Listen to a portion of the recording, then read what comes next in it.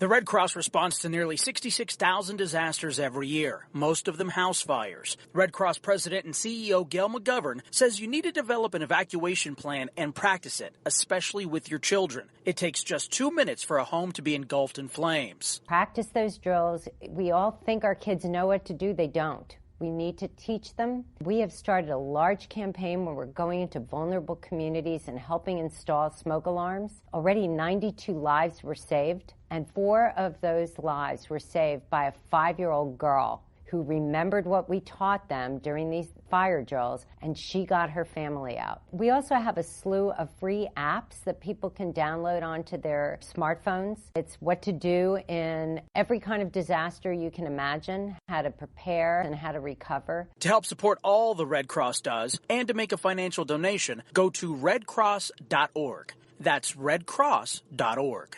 See that cute little dog in the pet store window? Chances are it came from a puppy mill. A breeding facility that forces caged, neglected, and often sick dogs to churn out puppy after puppy to be sold for profit. Meanwhile, millions of wonderful, healthy pets end up in animal shelters. This leads to the killing of more than 9,000 by the end of today. But with one simple choice, you can help. Just by deciding to adopt instead of purchase your next pet. Animal shelters are full of amazing pets looking for a home. When you adopt your new best friend, not only are you saving a life, you're taking a stand against puppy mills. When your friends see the smart choice and impact you've made, they adopt their next pet and share with 5 of their friends, who share with 5 more. Before long, thousands get involved. Pet stores stop selling dogs from puppy mills, and even more lives are saved. And with your help, we can save them all. Visit bestfriends.org/puppymills to learn more. It's Thursday night, and you're grabbing drinks with some friends. Started off with a pitcher for the table, which quickly becomes 2. There's pool. And there's the photo booth. All right, everybody squeeze in. Say cheese! Followed naturally by an order of wings. And another. Can we get some extra ranch sauce? Then there's the ceremonial nightcap. So what are we doing this weekend? And lastly, it's back to the car, which, if you're buzzed,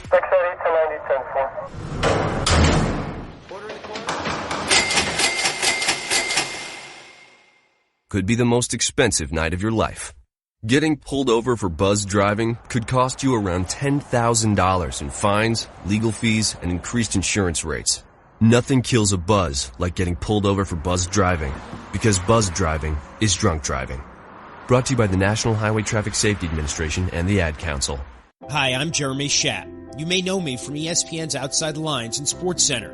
What you probably don't know is that I've suffered from Crohn's disease for almost 20 years. The Crohn's and Colitis Foundation of America's Take Steps, Be Heard walk program is the largest national walk program dedicated to raising funds and awareness to combat Crohn's disease and ulcerative colitis. To learn more about how you can help and to find a walk site near you, please visit www.cctakesteps.org.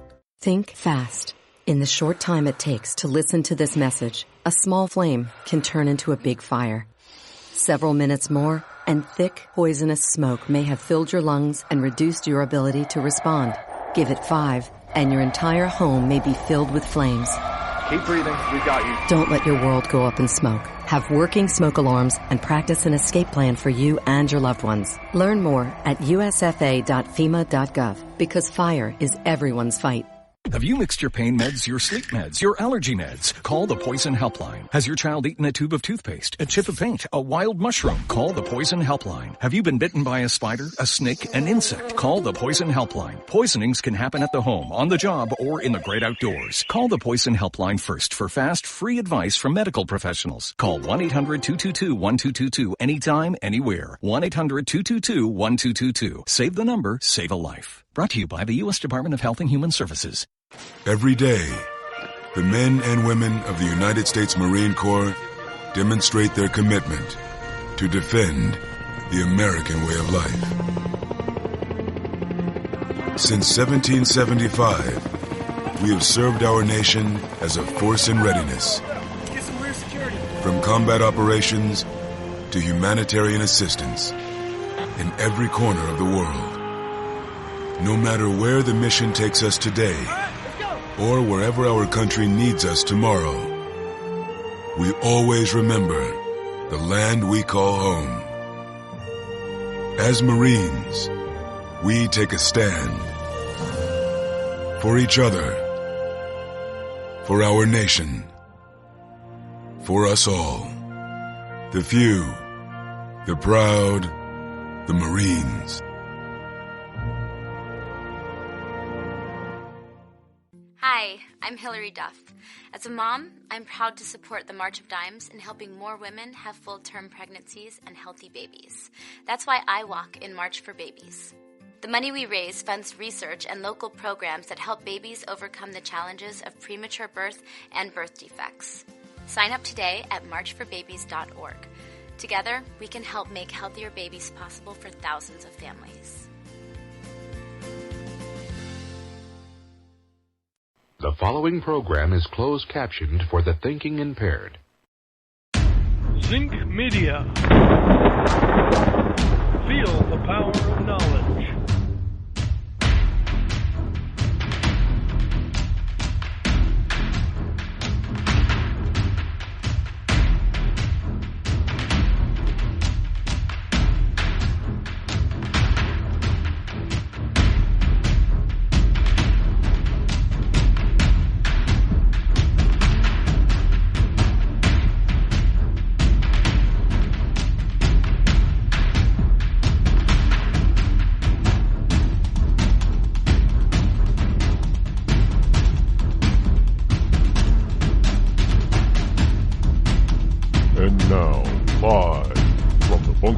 Studio located somewhere within the great granite state of New Hampshire is Rod Eccles.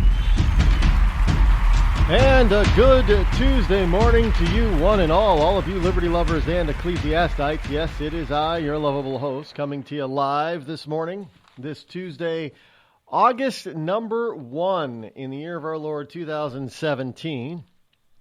Yes, that means it's the last full month of summer in the northern climes.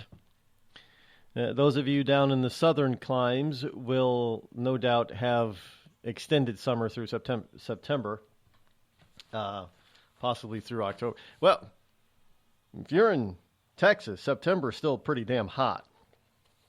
So, yeah, last year when I was in McAllen, at the end of September, 95 to 100 degrees with like 60, 70, 80% humidity. That was insane.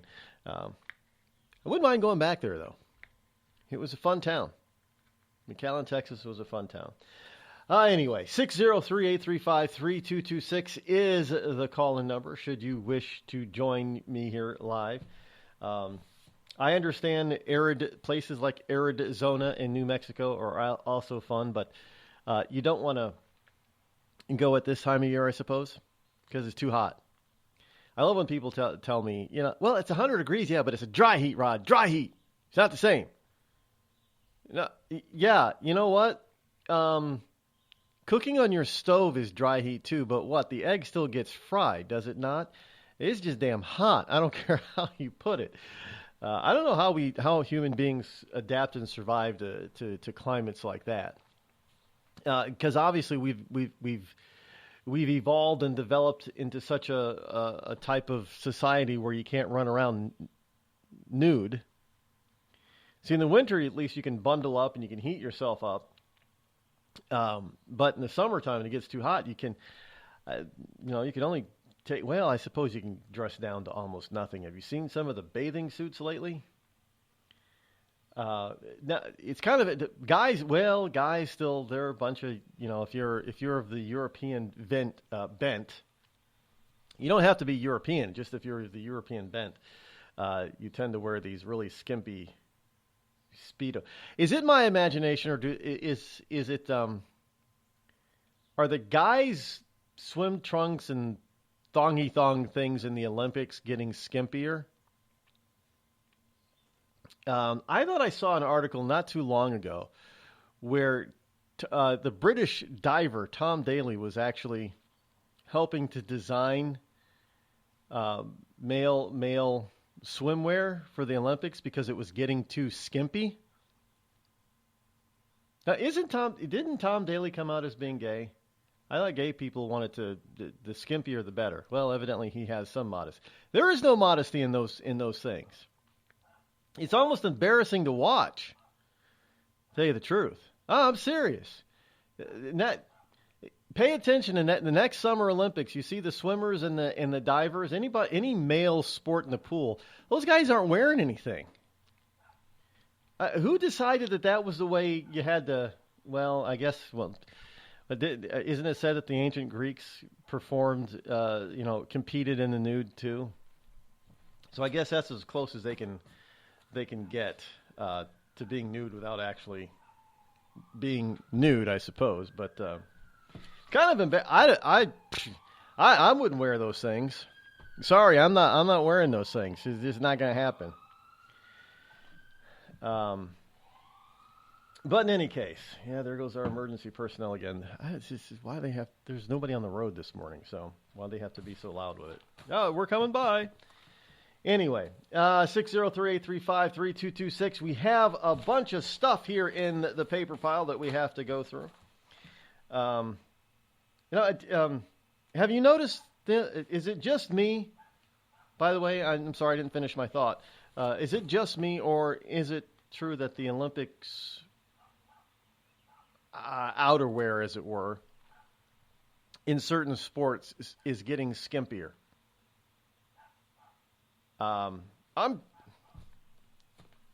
Same with the females. They seem to be getting skimpier. Is that in order to keep things allow them to go faster? I thought having a full wetsuit, like those new like, what do they call them? Sealskins? I thought that was supposed to help you go faster, reduce drag. But instead, these guys, even the guys, they shave everything. So, some of the swimmers even shave their heads, but they pretty much shave everything because hair is has drag to it. So that's why I would think they'd be wearing these seal suits. I think that's what they call them. Well, he wore what's his name? The Olympic swimmer. Oh Jesus, no, I can't think of his name. Anyway, he went swimming with sharks recently on Shark Week. He was wearing a seal suit. Well, what I think that they call seal suits. I'm not into dive. I would love to learn how to scuba and be certified, but I haven't done it yet. One of these days, it's on my bucket list. Yeah, Mike Phelps, thank you. He was swimming with the sharks. They had a very, very bad program on Shark Week. Phelps racing a shark. It was a stupid gimmick. Didn't work out very well. I guess it kind of bombed for Discovery. But by the way, Discovery is buying up some stations, so you may see a change in the look of some of your favorite stations out there. The Scripps chain of cable networks like Food Network, HGTV, are being bought up by the Discovery Network, which includes obviously Discovery and Learning Channel, things like that. So maybe HGTV may start looking more like Discovery. I guess I don't know. I mean, good for them. It doesn't mean anything to me because I don't watch most of those channels that are being. Well, occasionally I'll watch the Food Network.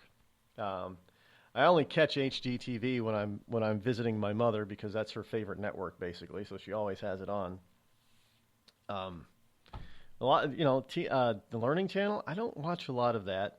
I guess I watch some Discovery stuff, but DIY Network I think is in there somewhere. I don't know. I don't watch those either. I don't watch a lot of cable. I don't watch. It's because it's worthless. There's nothing on. When I do end up watching it, I'm watching reruns of things like Last Man Standing and Criminal Minds. Yeah, I won't watch a new episode on network TV of Criminal Minds, but I'll catch it in reruns. Just saying. I know I'm strange that way. any case, speaking of strange, there is a young man going. Now, folks, this is just going to show why you should not be sending your kids to college. Now, there is this there's this gray, blue-eyed Puerto Rican. Oh, he's a handsome kid, but he's not just Puerto Rican. The problem with this guy is he's a freshman at Evergreen College, and his ethnicity is that of Puerto Rican, Native American, and Caucasian. And his name is Kai Ave, Kai-Ave, Douvia, Douvia. And now Kai Ave or Kai Ave, I haven't heard him pronounce his name. He's in a little predicament at Evergreen State College. Now, why is he in a predicament? Because he's been told that he is some sort of race traitor. Now, I don't know if he's being a traitor to his. Well, when I first started reading the story, I didn't realize, race traitor. Okay, well, he's Puerto Rican, Native American, and white, so it's okay to be a traitor to his white part of himself. So he wasn't being a race traitor then. Native Americans tend to stay out of this whole racial divide in the first place. It's not that they stay out of it, but they don't make it a big priority unless it has to do with money. They figure just live and let live. So the only thing left would be the Puerto Rican part of him. He must be, be a race traitor on his Puerto Rican side. Now, I don't know how you can be a race traitor when you're so mixed up. It's like myself. I don't know how I could. How am I? Is he supposed to deny his white side and his white heritage simply because he's Puerto Rican too? I don't know. Well, yeah, I do know. I mean, that is the case, but I don't know why they would think that somebody has to do that. Because whites are so evil? I mean, that's just the dumbest thing I've ever heard. So let's just say that it's happened before. Remember when Tiger Woods was just coming onto the pro circuit of the PGA, pro golfers, whatever. And the African American community was claiming him as their own. Yeah, he's black. Well, no, I do believe his mom is Japanese, right? So Japanese or Korean, one of the two. And so he's Asian, half Asian. And they were all, arguing that no, he's not. He was just black. He was African American. No. His mom is 100% Asian. That makes him 50%, considering his dad is 100% African American. Whatever that means, and I've discussed that before in this program. What is it to be African American? There are very few African Americans here that are 100% African. So he's half African American and half Asian. In other words, he's the epitome of what the term Blasian is, like the model Tyson Bigford. Again, another one. He was, half black, half Asian. Dad was black, mom was Asian. So Blasian. Tyson Bigford also was considered to be just African American. And Tyson Bigford said, "No, I'm not just black." Well, yeah, you are. If you don't say you are, you're a traitor to the race.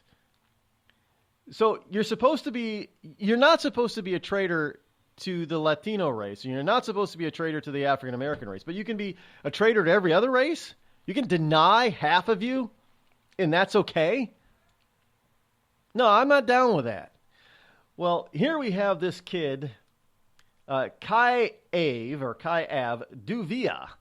It says he doesn't believe race should be the most important factor in a person's identity. Now, Douvia, who is a mix of Puerto Rican, Native American, and white, was threatened and confronted on campus by other students after he questioned the identity politics he saw being posted online.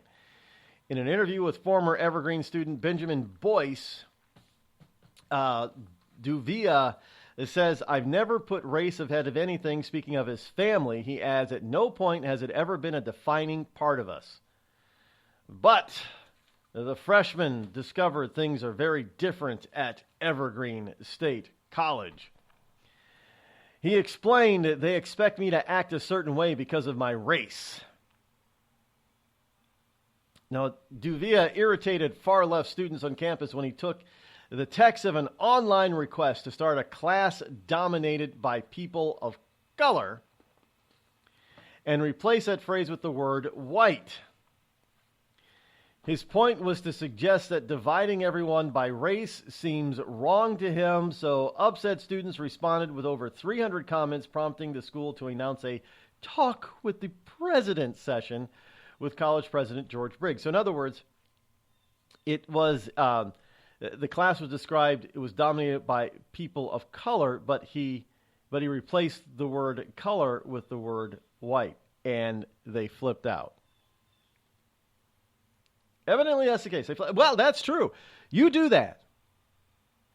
You know, request to take have a class. Well, just try instead of Black History Month. Why don't you try saying we should celebrate White History Month, and watch the left literally flip out on you, and they'll use every excuse in the book of why that's racist. Black History Month is not racist, but White History Month is.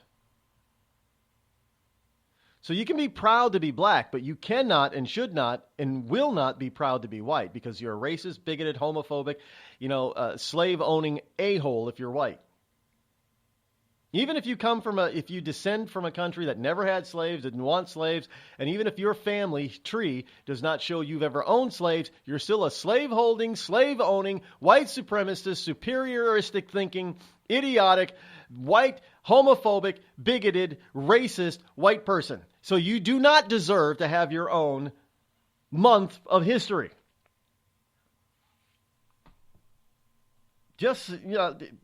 I'm not making this stuff up. Go ahead and try it sometime. Replace the word black or with any brown skin race of people with the word white, and they will come down on you like a tub of iron sledgehammers. You're listening to me, your lovable host, Rod, here on the Rod Eccles Show.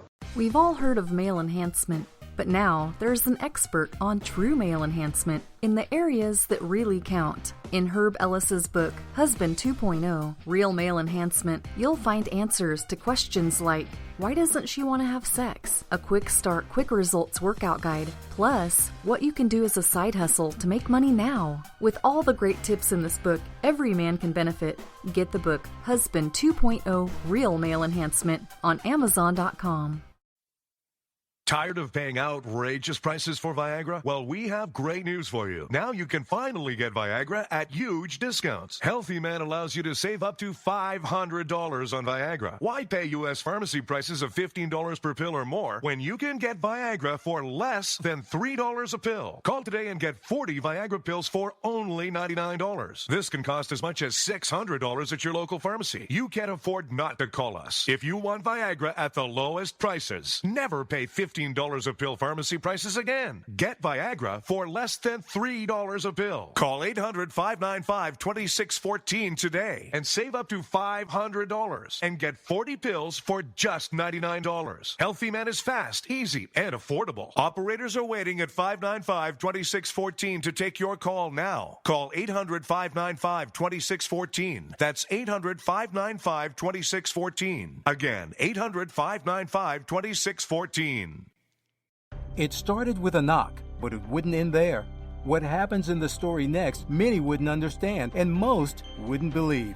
5 + 2 = Perfection by Samuel Rosette Jr. is a must-read. The scriptures within are reminders of the ancient past, and yet intriguingly infuses with texts which stand on the edge of the stage of relevancy. Available online at Westbow Press, Amazon, Books A Million, Barnes & Noble, and SamuelRosetteJr.com. And now a message from our sponsor. Ladies, tired of drying your hair with the same old vacuum cleaner? Try Avon Shea brand new Beauty Locks portable hair dryer.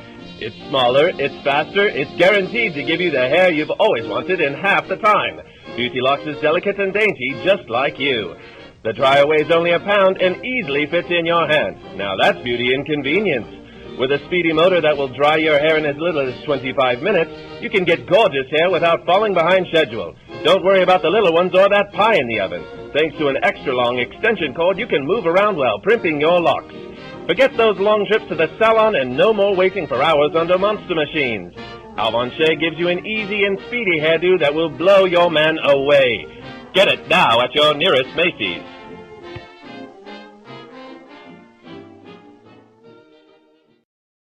You're listening to The Rod Eccles Show. Let truth be told.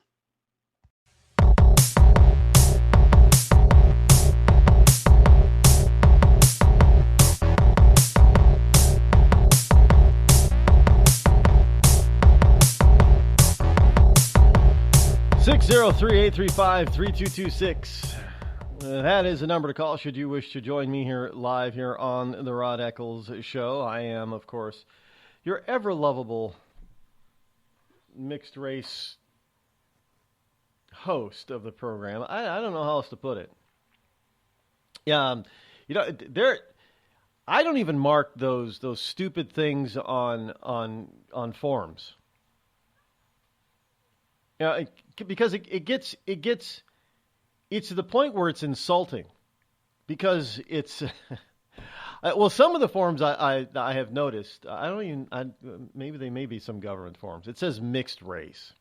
Okay, I may check that one, but it usually it gives a short list of so-called races, and then if you don't fit any of those categories, it's other. Excuse me, but I'm not an other. So I don't mark it. I even had a potential employer ask me you didn't mark it. I said, yeah, I know I didn't mark it down. I crossed it all out for a reason because it's irrelevant. I have never tried to get ahead anywhere or try to get a job simply because I was, I don't even know what I appear like. I mean, there are a bunch of people that think I'm Puerto Rican or Dominican. So, and there are people that are shocked when I explain to them that I'm not. As far as I know, there is no España in my family lineage. I don't know, there may be going way, way back, but as far as any of it being in my system at the moment, there isn't any. Not that I know of.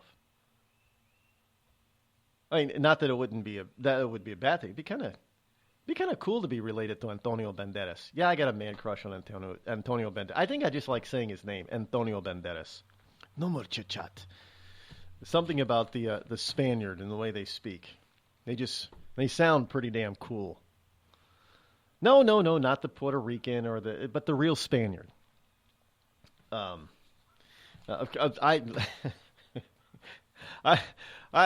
have a Puerto Rican friend who says, well, he's not Spanish at all. Like, well, you do realize that's basically, well, yeah, you're a mix. You're a Heinz 57 pretty much, but your basis or your base race is Spaniard. And he's like, I'm not Spanish. So they have beating his chest. I'm Puerto Rican. Well, that's a Spanish base. I'm not Spanish. Not that he doesn't like being or wouldn't like being Spanish. He's been to Spain on vacation 3 times, but he's not Spanish. Anyway, and his name is Juan. Just say it. Yeah.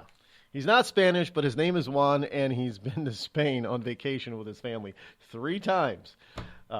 Any case, he didn't go to Puerto Rico for vacation. He was born in New York City, and he's never been to Puerto Rico. So where does he go on vacation? Not Puerto Rico. He goes to Spain 3 times. I don't get it. No, he's not self-loathing and self-hating. If you ever been to his house, you'd understand that he's a proud Puerto Rican man, let me tell you. But yeah, so that's the other thing. Get all these people to talk about self-loathing this and self-loathing just because you don't have the same groupthink that they have. And usually the same groupthink doesn't even come from your fellow, like blacks or something. It's usually coming from another race, like liberal white people trying to push you in a corner again. The Red Cross responds to nearly 66,000 disasters every year, most of them house fires. Red Cross President and CEO Gail McGovern says you need to develop an evacuation plan and practice it, especially with your children. It takes just 2 minutes for a home to be engulfed in flames. Practice those drills. We all think our kids know what to do. They don't. We need to teach them. We have started a large campaign where we're going into vulnerable communities and helping install smoke alarms. Already 92 lives were saved, and 4 of those lives were saved by a 5-year-old girl who remembered what we taught them during these fire drills, and she got her family out. We also have a slew of free apps that people can download onto their smartphones. It's what to do in every kind of disaster you can imagine, how to prepare and how to recover. To help support all the Red Cross does and to make a financial donation, go to redcross.org. That's redcross.org. I'm just so happy my father had a chance to see his kids before he passed. I just want to say thank you. When her father fell ill, the American Red Cross was able to help get Veronica's brother home from the Navy to speak to his father one last time. It's thanks to your donations that we can connect military families when they need it most. Please donate today at redcross.org. It's Thursday night, and you're grabbing drinks with some friends. Started off with a pitcher for the table, which quickly becomes 2. There's pool. And there's the photo booth. All right, everybody squeeze in. Say cheese! Followed naturally by an order of wings. And another. Can we get some extra ranch sauce? Then there's the ceremonial nightcap. So what are we doing this weekend? And lastly, it's back to the car, which, if you're buzzed,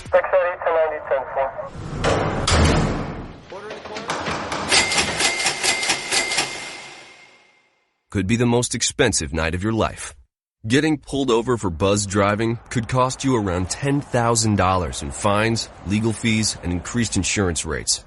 Nothing kills a buzz like getting pulled over for buzzed driving, because buzzed driving is drunk driving. Brought to you by the National Highway Traffic Safety Administration and the Ad Council. Every day, the men and women of the United States Marine Corps demonstrate their commitment to defend the American way of life. Since 1775, we have served our nation as a force in readiness. From combat operations to humanitarian assistance in every corner of the world. No matter where the mission takes us today, or wherever our country needs us tomorrow, we always remember the land we call home. As Marines, we take a stand for each other, for our nation, for us all. The few, the proud, the Marines.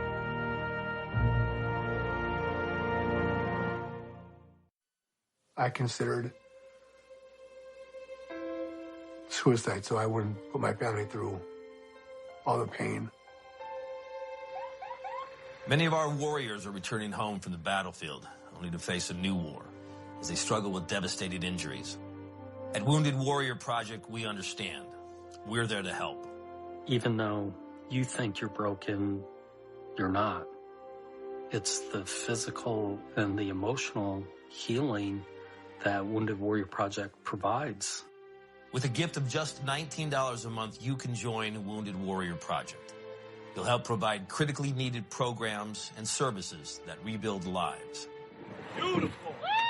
There you go, buddy. The ongoing needs of our wounded and their families will continue for many years to come.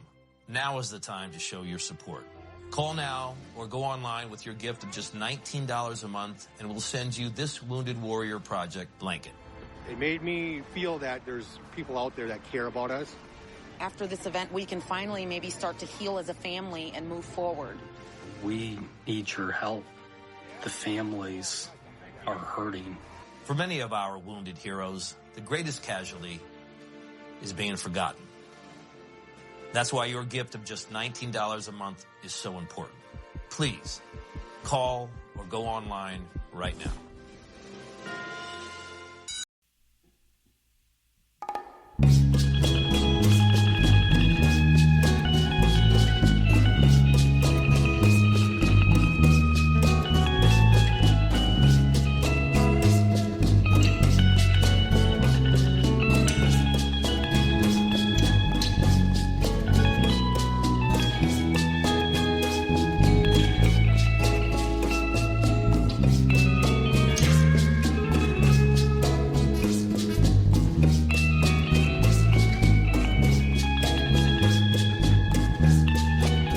And there you go, a little Spanish guitar to bring us back into the show. 603-835-3226.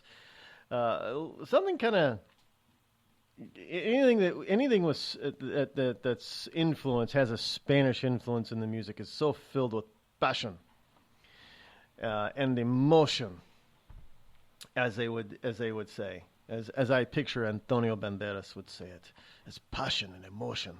Our dancing shows our emotions on our shoes and on our feet and on our legs. And anyway, back to this young man, Kai. Isn't Kai is that an Asian name? So he's a Puerto Rican Native American white person with an Asian name. I don't. Just saying. In any case. He also faced now Duvia also faced a backlash in the real world. He said, "I had people threatening to beat me up." Because you're getting off the plantation there, Kai. Don't you know? You're moving outside of the dictated norms of what a Puerto Rican is supposed to act like and what a Native American is supposed. I guess because you're Native American. So it doesn't break it down to what tribe he's from, but I'm guessing you should probably probably dress more Native American or have go to powwows and stuff like that. I've actually had people ask me that. And I'm part Cherokee and I can actually prove it. Oh, do you go to powwows? I have been to a few powwows in my day, but what does that got to do with being this? But this is from stupid white people. Well, now in most cases, people are pretty innocent. They haven't been taught how to act and react to people who are different from them. In other words, they haven't been taught that people are just people. You don't have to treat them any differently. And to try to ingratiate yourself by saying something that's stupid really just makes you look like a fool and an idiot. But they think because everybody, now I find this all the time, and this is just sad. And this is, because I'm sorry, but white people just can't seem to win. They can't catch a break. So if they don't acknowledge that you are of a different race other than white, they're racist. If they do acknowledge that you are of a different race other than white, they're racist. So why I kind of feel for white people because they're in this position that they can't win, but they don't want to be construed as being a racist, so they'll take the avenue, no matter how stupid it sounds. They'll take the road that makes them sound less like a racist than another road. What they think is to be the case. I mean, there have been people that have said, I thought, well, geez, it really proves that white people can't win. So my ex-wife was a racist because she was married to me. She's white. Swedish English descent. But if she didn't marry me, she would have been racist. Well, wait a minute. So in other words, she can't win. I've even members of my own extended family. Well, she must be racist. What? How can she be racist? Because she divorced you. Yeah, we had problems. I don't think race was one of them.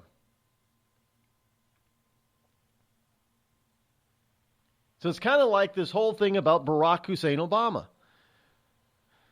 If you don't vote for Obama, you're a racist. Well, a bunch of American white people didn't want to be construed as being racist. Well, I'll show you I'm not racist. I'll vote for him. Well, you only voted for him because he was black. Well, you told me if I didn't vote for him, it was because he was black. And now if I do vote for him, and I did, it's because he was black. And then the same thing came back up again when re-election. Well, if you don't re-elect him, you're racist. But he's doing a terrible job. That doesn't matter. You're not going to vote for him simply because he's black. Well, we'll vote for him again. You're only voting for him because he's black. Because you told me if I didn't, it was because he's black. So you can't win this stuff. I don't even know why white people even try. You can't win. You shouldn't even try. But the problem comes in is when you have a bunch of liberal whites, not just, liberal brown people, but liberal whites who expect you to act in a particular way. And when you don't, you are somehow self-loathing, self-hating, and a traitor to your race. So if I don't speak in an urban dialect and accent, somehow I think I'm better than anybody else who's black, African American. Really? No, it's not how I was raised. I got an education. Thank you very much. I don't want to sound like a fool. Just because my diction is on point doesn't mean I'm self-loathing. It's as if, yeah. But, we sort of perpetrate this, too. I mean, how many people have ever seen Eddie Murphy back in his heyday? I've seen Eddie Murphy in concert. And he would make fun of white-sounding black people. He did. Always saying they sort of talk like this, and they used big words that nobody else could really understand unless you were really, really, really educated. Now, that may have been funny, but he was pointing out something that look, I've just, personal experience. I've had people, tell me, well, I didn't know you were black. Yeah, it didn't sort of come up in, polite conversation on the phone, I guess. What am I supposed to do? Just, hey, by the way, you're talking to a black guy. Just so you know.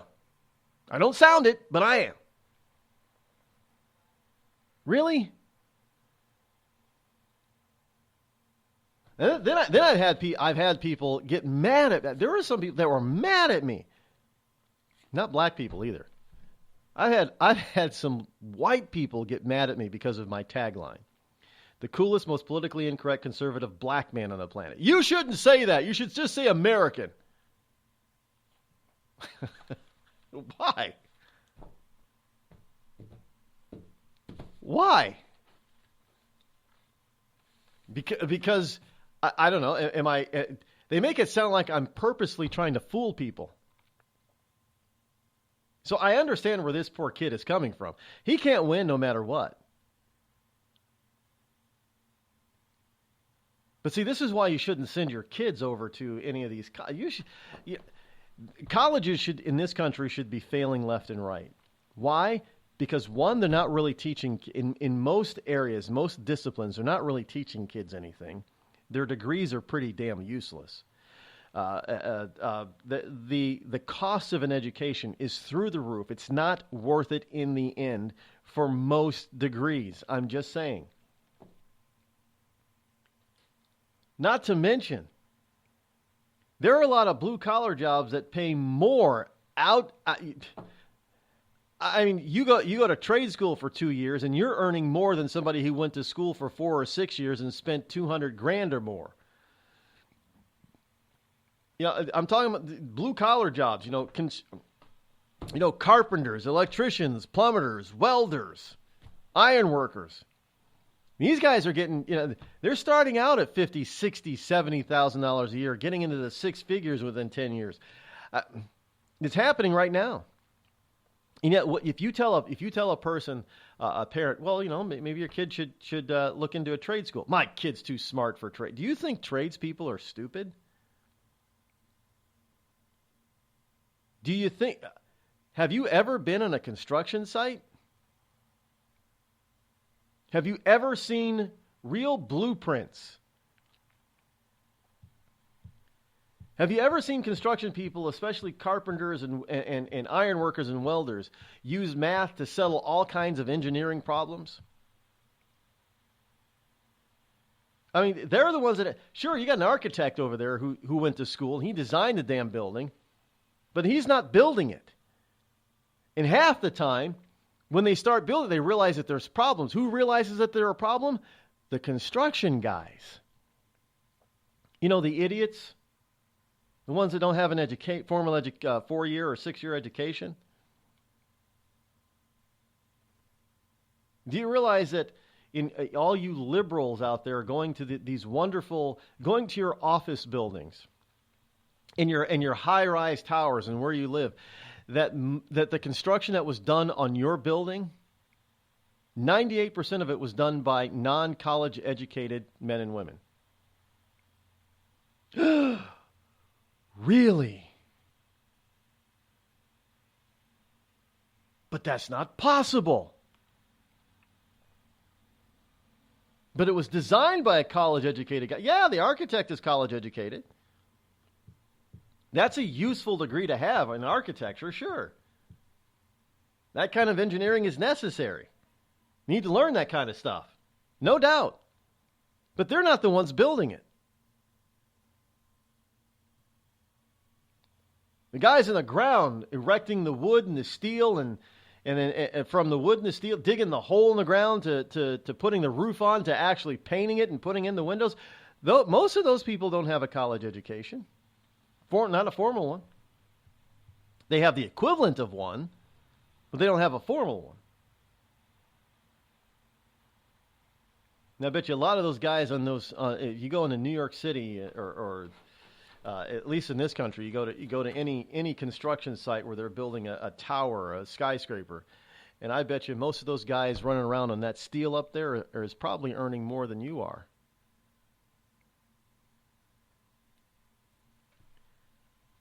So how are we all supposed to act again? Are we supposed to be pigeonholed because that's the way the left wants to see us? So doesn't that mean that you're a racist if you think that a black person is only supposed to act a certain way, and a Latino is only supposed to act a certain way, and a Native American is only supposed to act a certain way?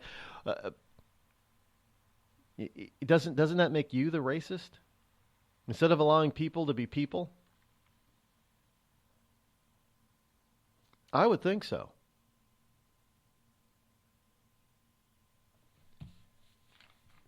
Because you put me, you leftist idiot, you leftist, racist, bigoted, fascist a-hole. You're the one that's putting these people, including this kid, Kai, you're the one pigeonholing him. He's not pigeonholing himself. It might not even be considered in his family. Isn't that funny? There are a lot of ethnic people that don't even really think of themselves as being ethnic until somebody else, usually a liberal white person, reminds them that they're ethnic. They have an ethnicity that is different from other white people. It's usually a liberal white person that reminds me of this. I just look at him and say, I have mirrors in my house, mirror in my bathroom, I comb my hair, and I realize I'm not pale. It doesn't affect me one way or the other on a daily basis. The only time I actually think about it is when I'm talking to some idiot like you.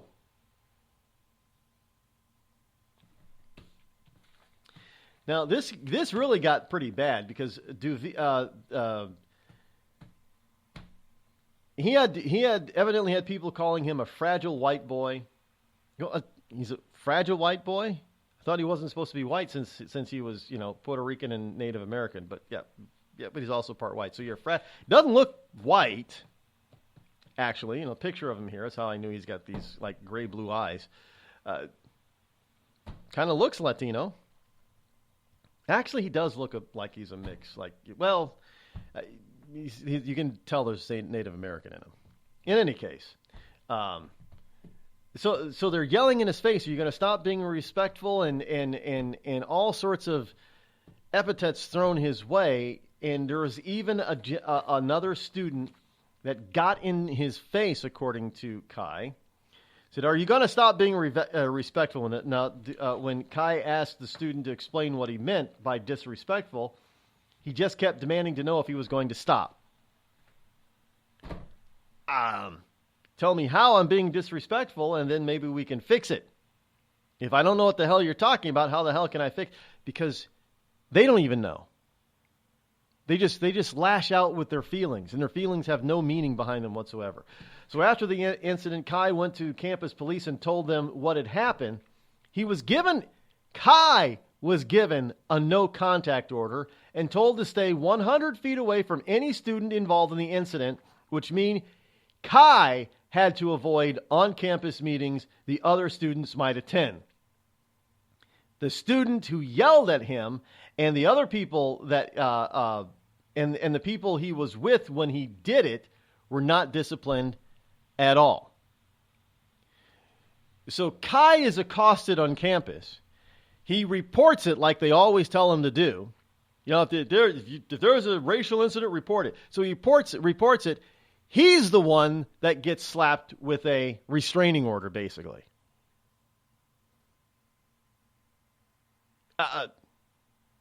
Anybody see something wrong with this picture here? So you have a Latino, a Puerto Rican, Native American, white mixed race kid trying to get an education at Evergreen State College. He makes the mistake of saying, race really shouldn't be a problem here. It shouldn't be an issue. He gets confronted by some belligerent white liberal students. They threaten him to do physical harm to him. He reports it to the campus police. The campus police punish him for doing so. You can't make this shit up. Hello, America. It's me, your history. I remember a time when we thumbed our nose in a king's face, sent him packing. And when fascists and emperors talked a little bit too loud, we showed up, tore their cities to the ground, and then rebuilt them just to prove we could. We put men on the moon, we won a Cold War, and we elected fearless leaders who led fearless people. What the hell happened to you, America? Back in my day, we didn't elect a big-eared community organizer. We punched him in the kidney. Maybe it's time you came home, America. Home where you belong. We've all heard of male enhancement, but now there's an expert on true male enhancement in the areas that really count. In Herb Ellis's book, Husband 2.0, Real Male Enhancement, you'll find answers to questions like, why doesn't she want to have sex? A quick start, quick results workout guide. Plus, what you can do as a side hustle to make money now. With all the great tips in this book, every man can benefit. Get the book, Husband 2.0, Real Male Enhancement, on Amazon.com.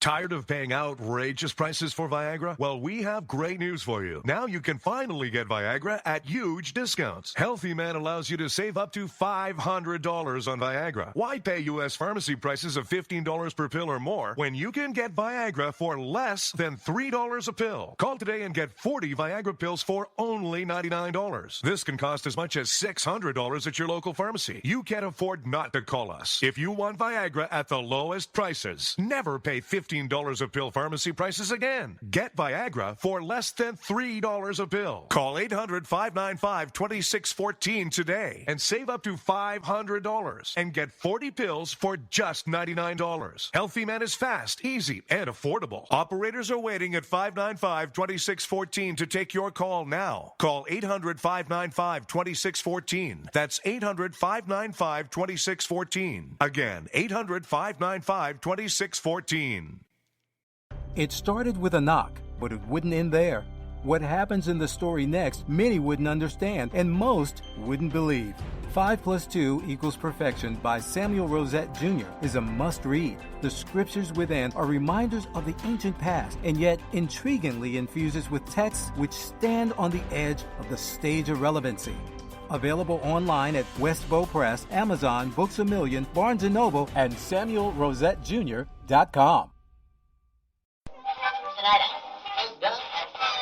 This is Free America broadcasting on the Rod Eccles Show with a message to all patriots trapped behind the lines in California, New York, Boston, and Chicago. Don't give up, true lovers of America. Even as we speak, moves are being made to drive the invaders back to the land from which they came. Defeat the would-be dictators and lift the chains of tyranny from around your neck. Stay strong. Stay brave. You're not forgotten, and you're not alone. Until next time, patriots, this is Free America signing out. Call Rod now, 603-835-3226. Lines are open.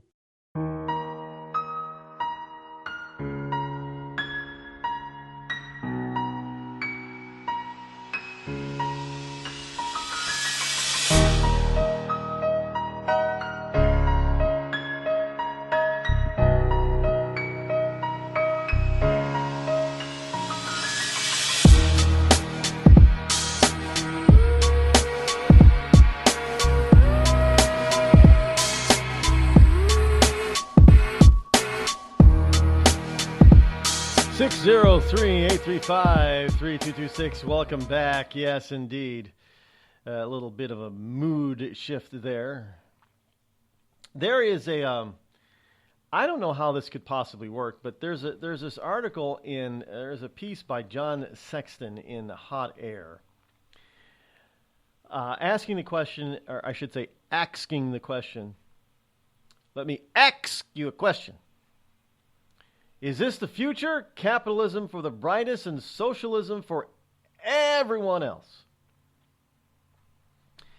So he starts out by saying, Vox published an interesting interview Sunday with Eric Weinstein. Now, Weinstein, I don't know why it's pronounced Weinstein when it's spelled exactly the same way, so shouldn't it be Weinstein? Anyway, Weinstein is a managing director of Peter Thiel's investment firm and is also the brother of Evergreen State College professor Brett Weinstein. The interview is about the future of capitalism, and Vox has titled it, Why Capitalism Can't Survive Without Socialism. And it goes on to say that it can't survive without socialism because capitalism is eliminating all the lower repetitive types of factory jobs that help build this country and the middle class, never to return. That's what they're saying here. So there's going to be some sort of need for some sort of socialism to help the lower ranks. You know, the high school graduates, that's all they have. That's all they are, high school graduates. Oh, so are we going to have robots doing repetitive work, building your next house or, a 50-story skyscraper? Yeah, no, I don't think so. I don't think that there'll be a lot of things that robots will do to replace man, but there'll be a lot of things that man will just prefer to do himself. So there'll be other jobs available. And some will be required that you have a vast extended education, and some you won't. There will still not be a need for socialism at all.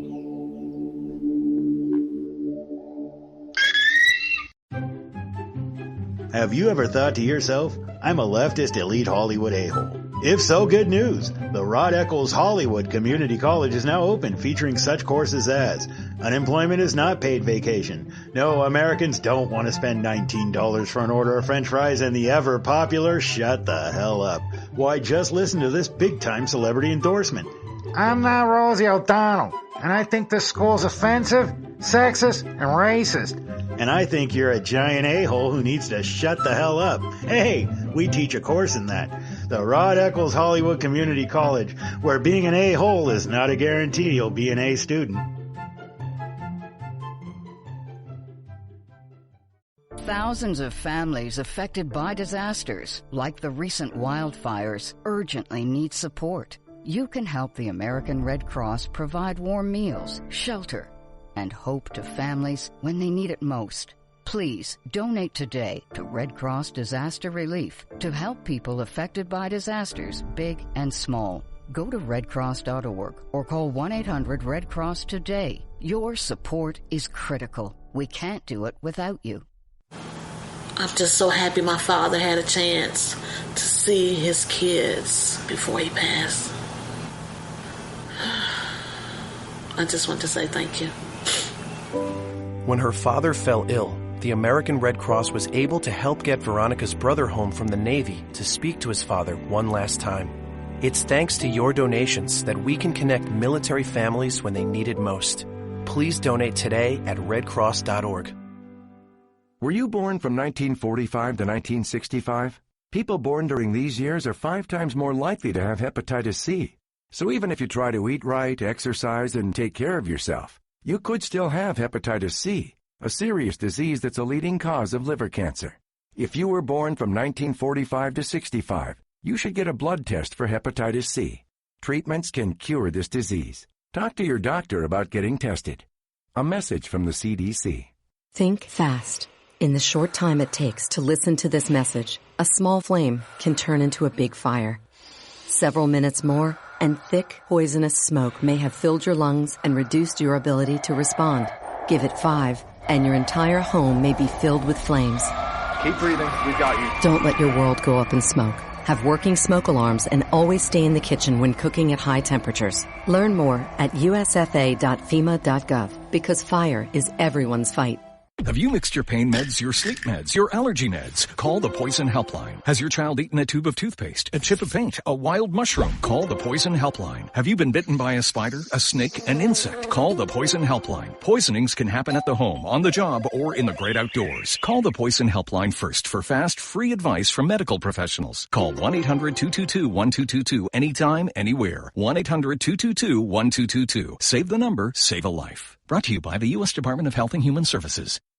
Premature birth is the #1 killer of babies. Those who survive often face birth defects and complications that affect them for life. For hundreds of thousands of families in the United States, this is the hardest thing they will ever have to face. And it's even harder on the baby.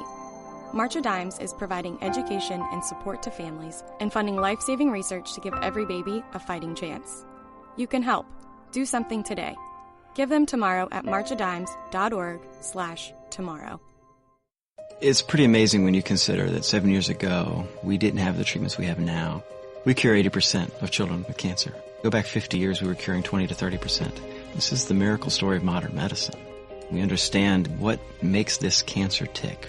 And of course, without donors from around the world, this just couldn't happen. There's one thing we're focused on, and that's beating this thing. St. Jude Children's Research Hospital. Finding cures, saving children. Learn more at stjude.org. Not on my watch, our military service members say, as they volunteer to serve. As they move out, stand firm, and take fire. So not on our watch, we say, to the severely ill or injured veterans who can't get the care they deserve to live full and independent lives, even when there's no government funding, or a nursing home seems like the only option. We won't leave one warrior behind. Not on our watch. Join us at findwwp.org. Every day, the men and women of the United States Marine Corps demonstrate their commitment to defend the American way of life. Since 1775, we have served our nation as a force in readiness. From combat operations to humanitarian assistance in every corner of the world. No matter where the mission takes us today, or wherever our country needs us tomorrow, we always remember the land we call home. As Marines, we take a stand for each other, for our nation, for us all. The few, the proud, the Marines.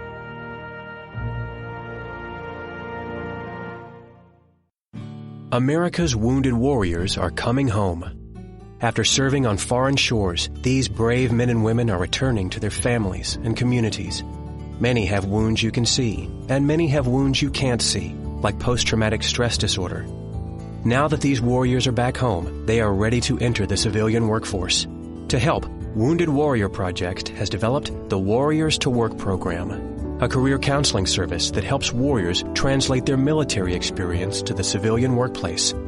These extraordinary men and women bring proven world-class job skills and a unique perspective on teamwork to the job.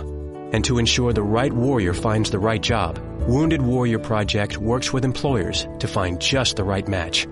When you hire a wounded warrior, you hire an intelligent, talented, and committed new employee. Contact Wounded Warrior Project at findwwp.org. Welcome home the brave. You want to know what time it is? It's time to bring the rain. Zinc Media.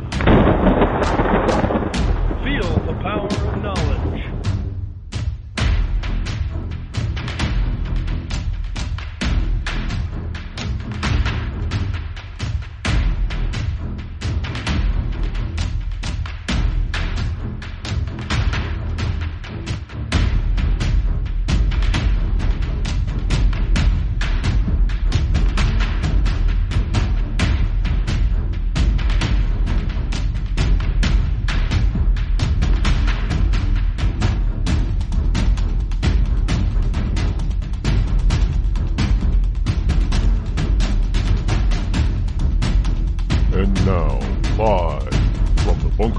Studio located somewhere within the great granite state of New Hampshire is Rod Eccles.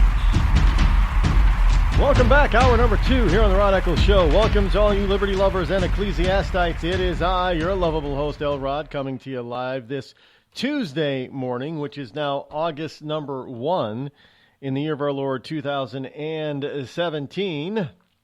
Yes, indeed, the first day of August, the days of August. This is an August day, as it were. Bright, sunny, going to be a hot one, I guess, today here in the northern. Well, just like August is supposed to be.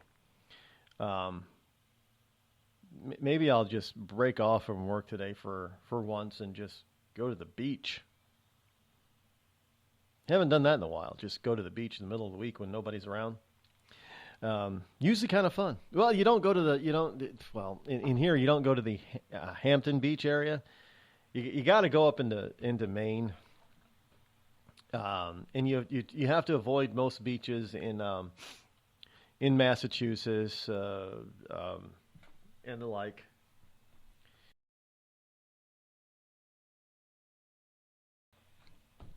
Because they're full of tourists. You don't want tourist place. I've been to tourist places during the tourist season on a tourist weekend. It's a nut house. I avoid places like Hampton Beach, New Hampshire between Memorial Day and Labor Day, because that's when it's just crazy. But you can go to some places. You go up the coast in Maine a little bit. You go to past Long Sands Beach. You go up into places like Algonquin and Rye in Maine, and those are a little bit quieter. Although Algonquin is a touristy seaside resort, but it's usually not too bad during the weekdays. It's usually worse on the weekends. And probably because the water is just too damn cold to get into. It really is. It's extremely. for human beings, it's cold water. I mean, it's freezing. And it's kind of if you are, it's not quite as cold as some of the Great Lakes, like Lake Superior. You know, the Great Lake Gitchagumi. The natives call it Lake Gitchagumi. I don't think that lake ever gets above 60 degrees. I mean, it's in the 50s a lot. It's freezing. There aren't many beach there in northern Michigan and Minnesota. There aren't many beaches. Why? Because Lake Superior is too damn cold to go swimming in. That's why. And that's pretty much the same case with a lot of northern New England beaches. You know, you get into New Hampshire, you get Hampton Beach and Rye Beach in New Hampshire. And the water's a bit warmer, which is why it's also a lot more crowded. But you get up into Maine, and the beaches start to thin out because the water is just too damn cold. You get all that wonderful, North Atlantic water coming in, and it hasn't had a chance to warm up yet. There aren't many beaches in Canada, are there? Again, because it's too damn cold. Not the temperature, but the air temperature, but the water. Can you see anybody? Are there any beaches on Hudson's Bay? I mean, seriously. Canadians have to fly south of their border in order to get to some warm water, in order to swim. But yeah, so you gotta. It's just. I don't think there are many beaches in Oregon or Washington State either. Any beaches in Alaska? Just saying. Just pointing out the obvious. And this is true just about in anywhere where the beach or the potential beach would be in the northernmost part of the globe, because the water hasn't had time to move south to warm up. So, you know, there are some. Do you ever see pictures of beaches in Japan? You don't, do you? I never really thought about that, but I don't see beaches in like the Korean Peninsula or North Korea. The beaches are usually filled with outdated tanks, like Kim Jong-un is. I got some stuff on him this morning too. He's trying to show off his military might with all the tanks and missile launchers that he has. But those missile launchers are more like, the Korean version of Saddam Hussein's Scuds. Remember those? Yeah. Not saying that that Kim Jong-un hasn't obviously improved upon the Scud missile, because he has.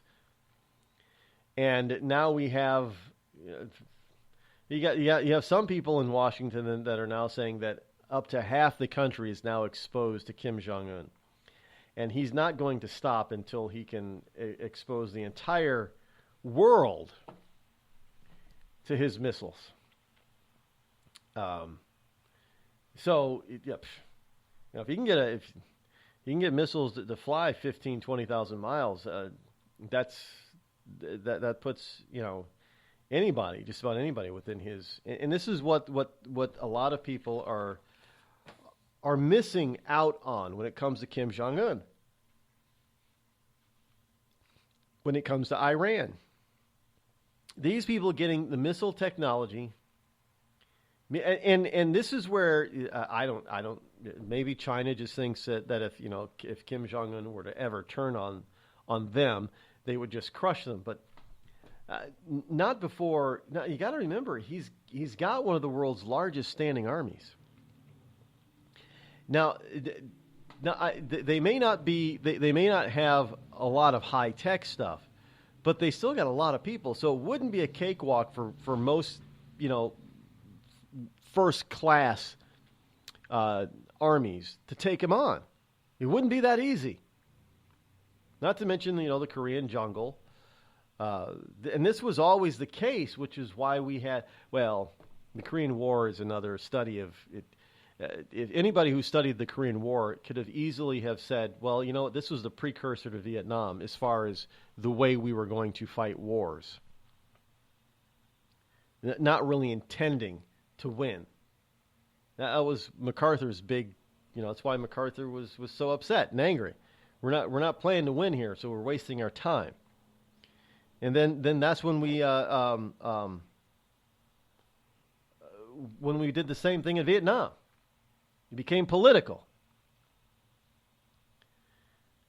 But if you're not going to go in there to win, and he's got such a large standing army, it doesn't matter if they're not high tech. If you've got, what has he got, like a 1.3 million man standing army or something, and you got 1 million soldiers firing bullet. It doesn't matter if it's a high tech bullet or a low tech bullet. A bullet is still a bullet, and a bullet will still kill you.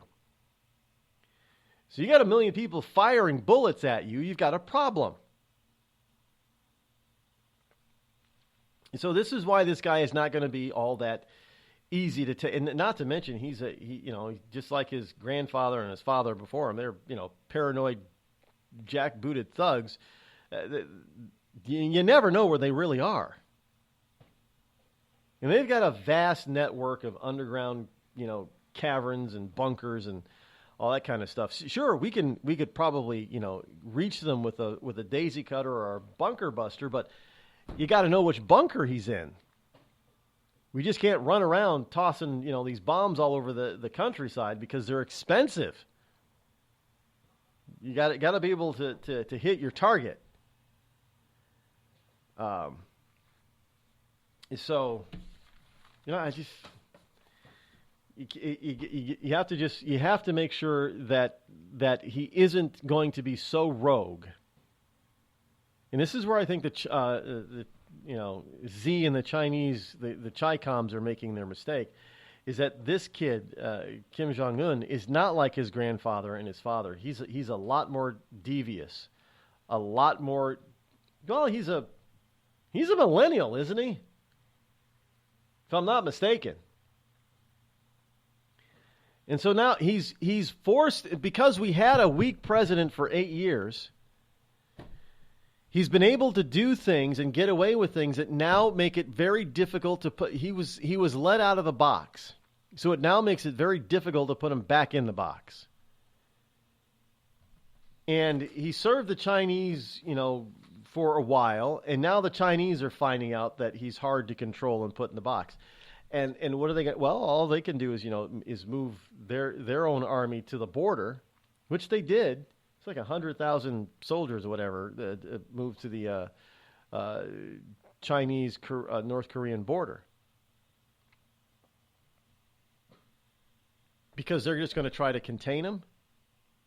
Well, not going to be that easy. And really, those people the military is being put on the border to try to keep the U.S. and our allies from crossing over into China accidentally in case we were to attack North Korea. But frankly, I think the problem is that we missed the window. We missed the window to take this guy out a long time before Trump was even began to run. We probably missed our opportunity. Obama missed the opportunity to take this guy out probably 6 years ago. That's probably when he should have been taken out.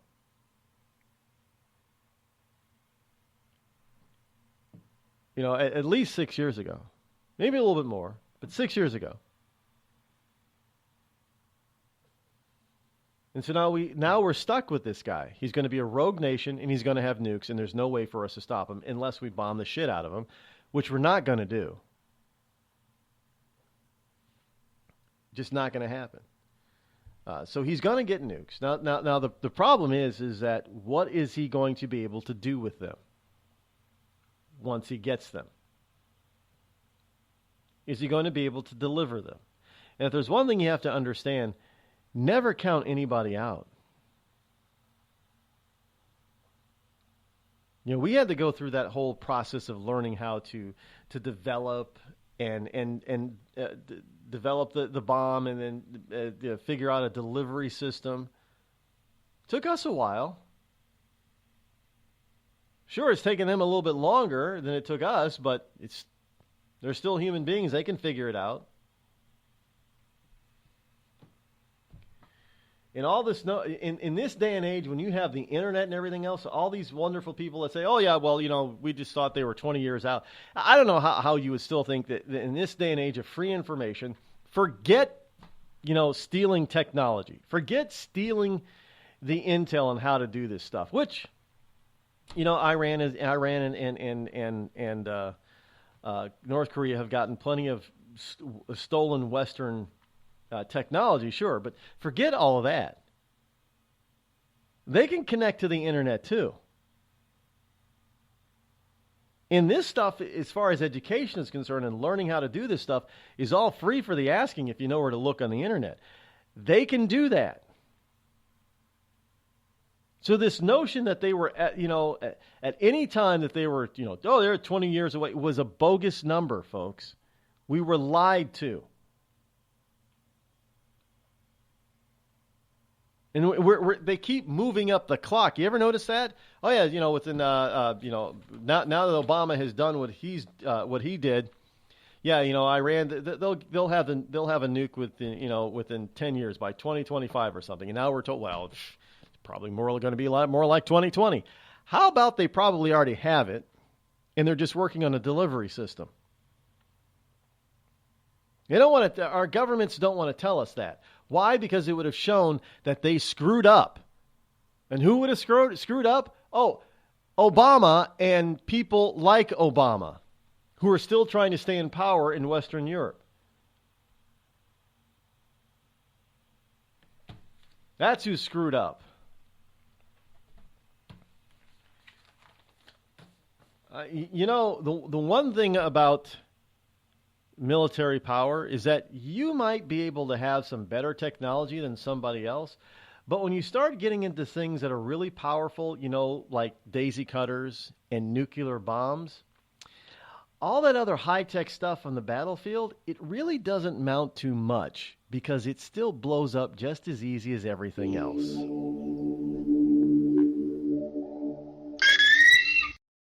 You're listening to the Rod Eccles Show, the coolest, most politically incorrect, conservative black man on the planet. Tired of paying outrageous prices for Viagra? Well, we have great news for you. Now you can finally get Viagra at huge discounts. Healthy Man allows you to save up to $500 on Viagra. Why pay U.S. pharmacy prices of $15 per pill or more when you can get Viagra for less than $3 a pill? Call today and get 40 Viagra pills for only $99. This can cost as much as $600 at your local pharmacy. You can't afford not to call us. If you want Viagra at the lowest prices, never pay $15 a pill pharmacy prices again. Get Viagra for less than $3 a pill. Call 800-595-2614 today and save up to $500 and get 40 pills for just $99. Healthy Man is fast, easy, and affordable. Operators are waiting at 595-2614 to take your call now. Call 800-595-2614. That's 800-595-2614. Again, 800-595-2614. We've all heard of male enhancement, but now there's an expert on true male enhancement in the areas that really count. In Herb Ellis's book, Husband 2.0, Real Male Enhancement, you'll find answers to questions like, why doesn't she want to have sex? A quick start, quick results workout guide, plus what you can do as a side hustle to make money now. With all the great tips in this book, every man can benefit. Get the book, Husband 2.0, Real Male Enhancement, on Amazon.com. It started with a knock, but it wouldn't end there. What happens in the story next, many wouldn't understand, and most wouldn't believe.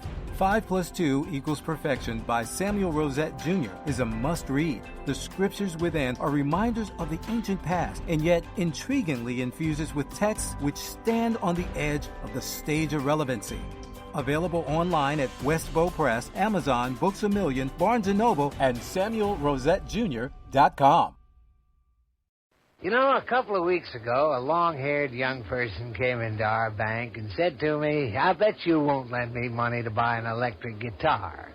Well, he was making $100 a week, and he was over 18, and I said, I bet you I will lend you money to buy an electric guitar. And I did. So what happens? The punk gets busted for possession of dangerous drugs, and we're out $350. There's one thing about kids nowadays. You don't have to give them credit. Universal Bank. We trust you. About as far as we can throw you.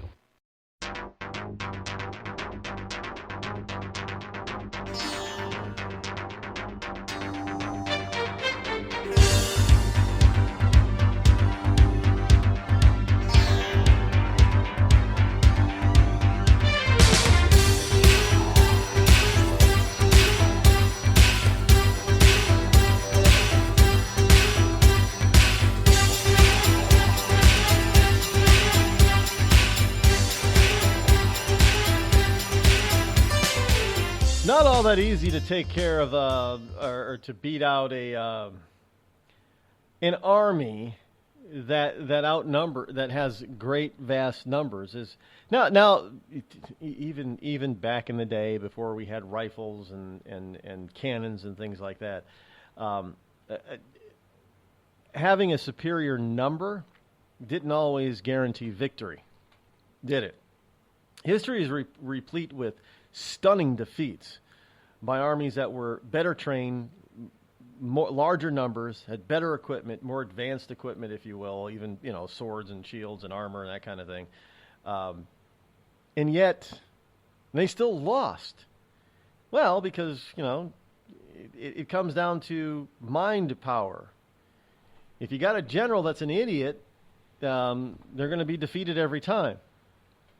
Historically speaking, we've had lots of so-called military leaders that were genius tacticians that took what little firepower that they had.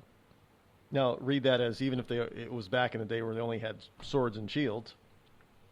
They took the firepower that they had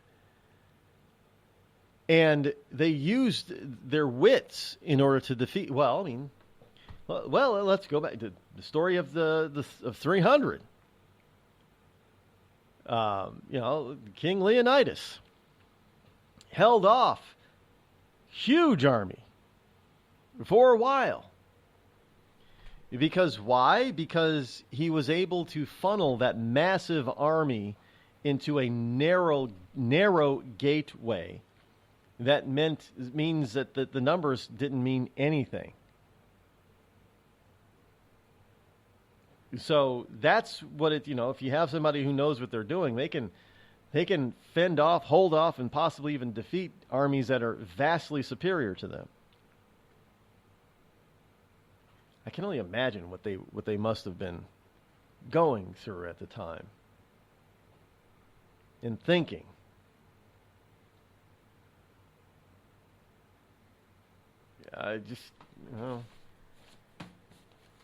I know we've romanticized Leonidas and the 300 over the centuries, but the reality is that he did hold off the Persian horde. Vastly at 300. Some estimates said that there was up to 1 million men in that Persian army. I don't think it was that large back then, but some estimates have it that large. Even if it was still 10,000, and it just seemed like it was 1 million because it was 10,000 and nobody had seen an army that size before, gathered in one place. Still only 300 of them.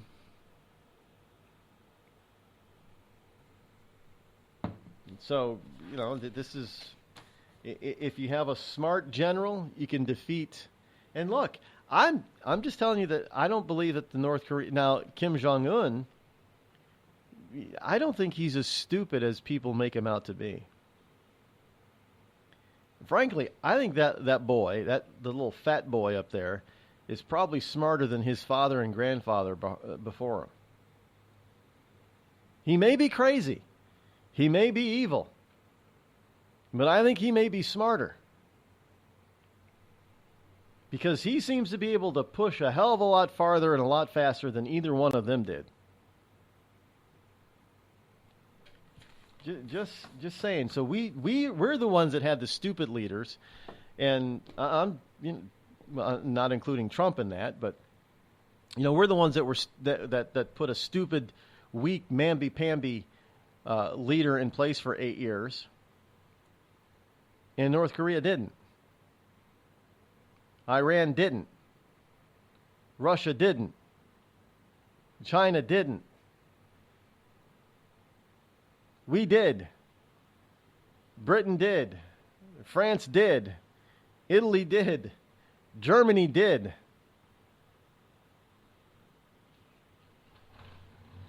And now that we've actually started getting some smarter people who fully understand the way the world works, we're starting to see the stupidity that the previous leaders, immerse themselves in, which makes it harder for the smarter leaders to try to fix. There's nothing worse in life than stupidity, trying to overcome stupidity. It's always hard. Call Rod now, 666-603-835-3226. The Red Cross responds to nearly 66,000 disasters every year, most of them house fires. Red Cross President and CEO Gail McGovern says you need to develop an evacuation plan and practice it, especially with your children. It takes just 2 minutes for a home to be engulfed in flames. Practice those drills. We all think our kids know what to do. They don't. We need to teach them. We have started a large campaign where we're going into vulnerable communities and helping install smoke alarms. Already 92 lives were saved, and 4 of those lives were saved by a 5-year-old girl who remembered what we taught them during these fire drills, and she got her family out. We also have a slew of free apps that people can download onto their smartphones. It's what to do in every kind of disaster you can imagine, how to prepare and how to recover. To help support all the Red Cross does and to make a financial donation, go to redcross.org. That's redcross.org. I'm just so happy my father had a chance to see his kids before he passed. I just want to say thank you. When her father fell ill, the American Red Cross was able to help get Veronica's brother home from the Navy to speak to his father one last time. It's thanks to your donations that we can connect military families when they need it most. Please donate today at redcross.org. It's Thursday night, and you're grabbing drinks with some friends. Started off with a pitcher for the table, which quickly becomes 2. There's pool. And there's the photo booth. All right, everybody squeeze in. Say cheese! Followed naturally by an order of wings. And another. Can we get some extra ranch sauce? Then there's the ceremonial nightcap. So what are we doing this weekend? And lastly, it's back to the car, which, if you're buzzed,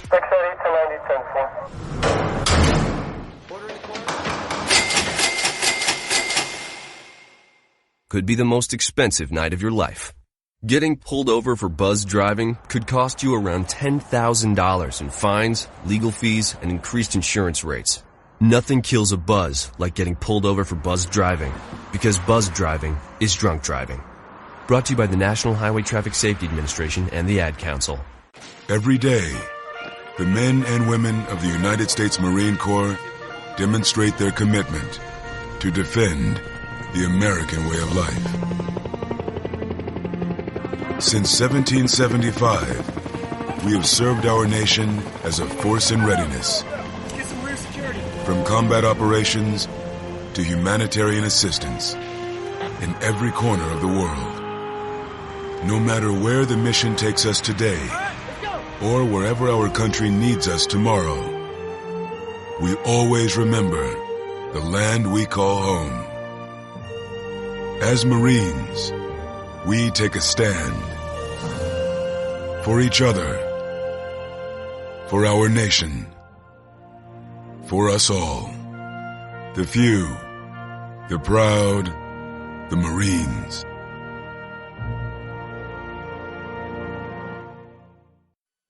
I considered suicide so I wouldn't put my family through all the pain. Many of our warriors are returning home from the battlefield, only to face a new war as they struggle with devastating injuries. At Wounded Warrior Project, we understand. We're there to help. Even though you think you're broken, you're not. It's the physical and the emotional healing that Wounded Warrior Project provides. With a gift of just $19 a month, you can join Wounded Warrior Project. You'll help provide critically needed programs and services that rebuild lives. Beautiful. There you go, buddy. The ongoing needs of our wounded and their families will continue for many years to come. Now is the time to show your support. Call now or go online with your gift of just $19 a month, and we'll send you this Wounded Warrior Project blanket. It made me feel that there's people out there that care about us. After this event, we can finally maybe start to heal as a family and move forward. We need your help. The families are hurting. For many of our wounded heroes, the greatest casualty is being forgotten. That's why your gift of just $19 a month is so important. Please, call or go online right now.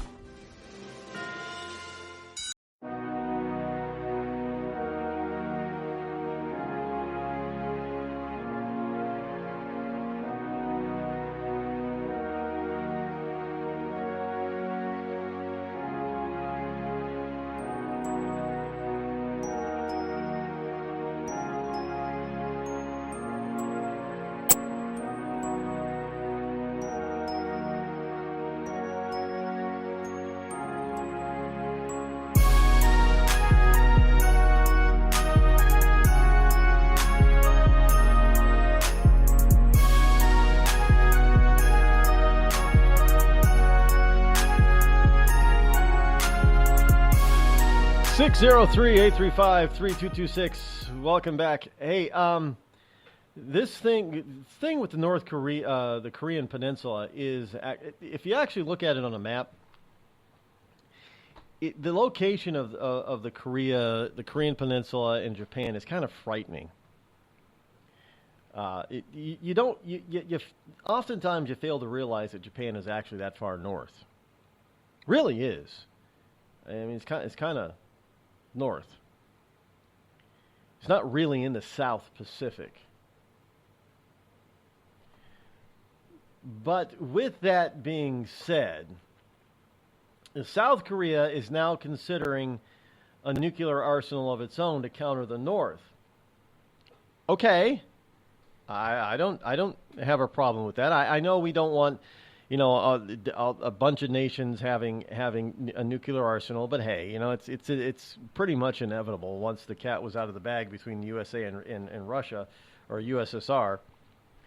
It's going to happen. And it means that the world becomes more dangerous because you have more rogue nations that can't typically be pressured into keeping the peace by having I don't believe Kim Jong-un really cares if half his nation gets wiped out, as long as he wipes out his enemies. That's all he cares about, what he perceives as his enemies. But South Korea is considering a nuclear arsenal. Why? Because they are no longer sure that they can rely on the United States. An increasing number of South Korean lawmakers say that their country should develop its own nuclear arsenal to deter an attack by Kim Jong-un, their wonderful neighbor to the north. Now, I put wonderful there. They didn't. North Korea's rapid missile advances, including successful tests of intercontinental ballistic missiles, otherwise known as ICBMs, all through July, and again, especially last Friday, are reviving calls for South Korea to assert its nuclear sovereignty. South Koreans are wary of President Donald Trump's isolationist rhetoric and his calls for Asian allies to shoulder more of the defense burden borne by the U.S. military. They're wary of President Trump, telling them that they need to shoulder more of their own defensive responsibility. These nations, a lot of these nations, because they have not had to burden themselves with a large defense budget, have been free to do all kinds of socialistic types of experiments within their governments, within their nations. The Nordic countries, I mean, there's not a lot of U.S. stuff going on up there, but they don't have to worry about having a massive military defense because of the U.S. presence in the region. In Germany, they didn't have to, if any of these countries actually had to foot their own military budget bill 100%, they wouldn't be able to afford the stuff that they're trying to do now when it comes to socialist type of stuff. I mean, why do you think Britain can't afford it? Because they do shoulder a good portion of their own defense. They have to maintain a navy. Keeping the British fleet afloat is not cheap.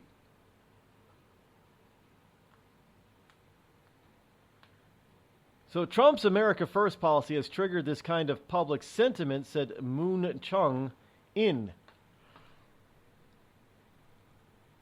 That's his name, Moon Chung-in, a top national security advisor to South Korean President Moon Jae-in. Trump also has, I don't know if they're related. Could be, but I don't know. Trump also has wavered on his commitments to defending South Korea, he said, including suggesting during his campaign that South Korea and Japan should develop their own nuclear arsenals.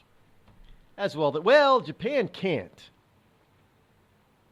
I don't think their constitution would allow them to do so.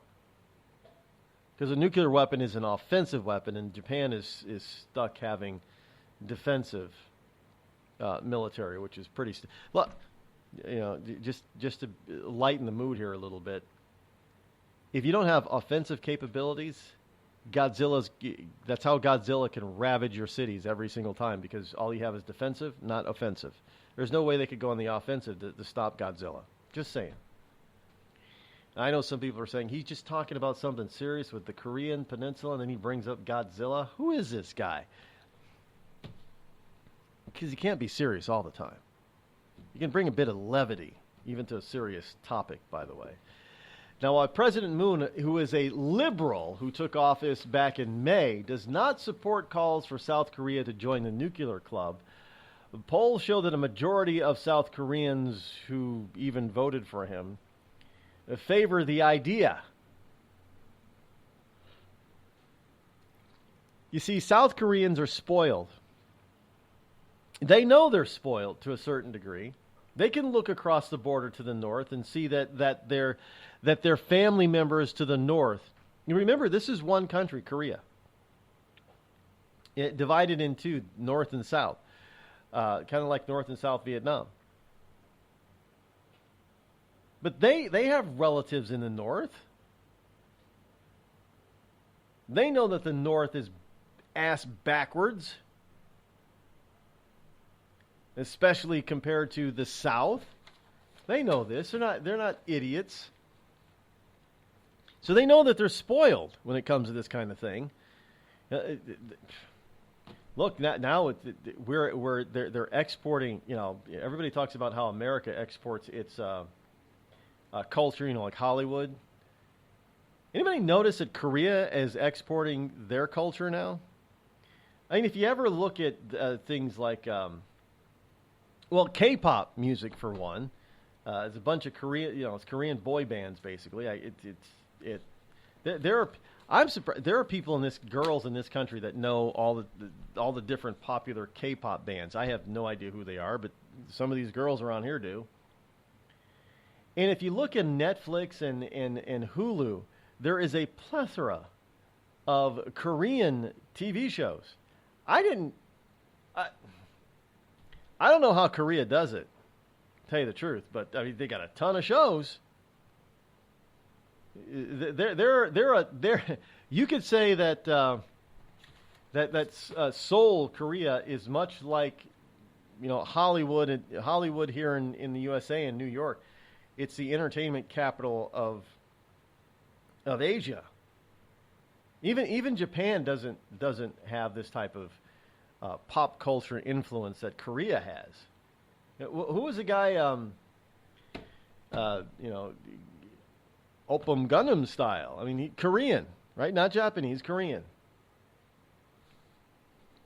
So that we kind of get it here. So they understand that they have this very vibrant lifestyle compared to the North. They don't want to be a part of the North. They wouldn't mind if the North were part of them, but they don't want to be a part of the North. Now, Kim Jong-un and his daddy before him and his granddaddy, they wanted South Korea to be a part of North Korea, not the other way around. So they wanted the whole damn peninsula to be in the dark, basically. I could never understand that with dictators. Why wouldn't you want your people to enjoy their life? Why do you got to make other people miserable?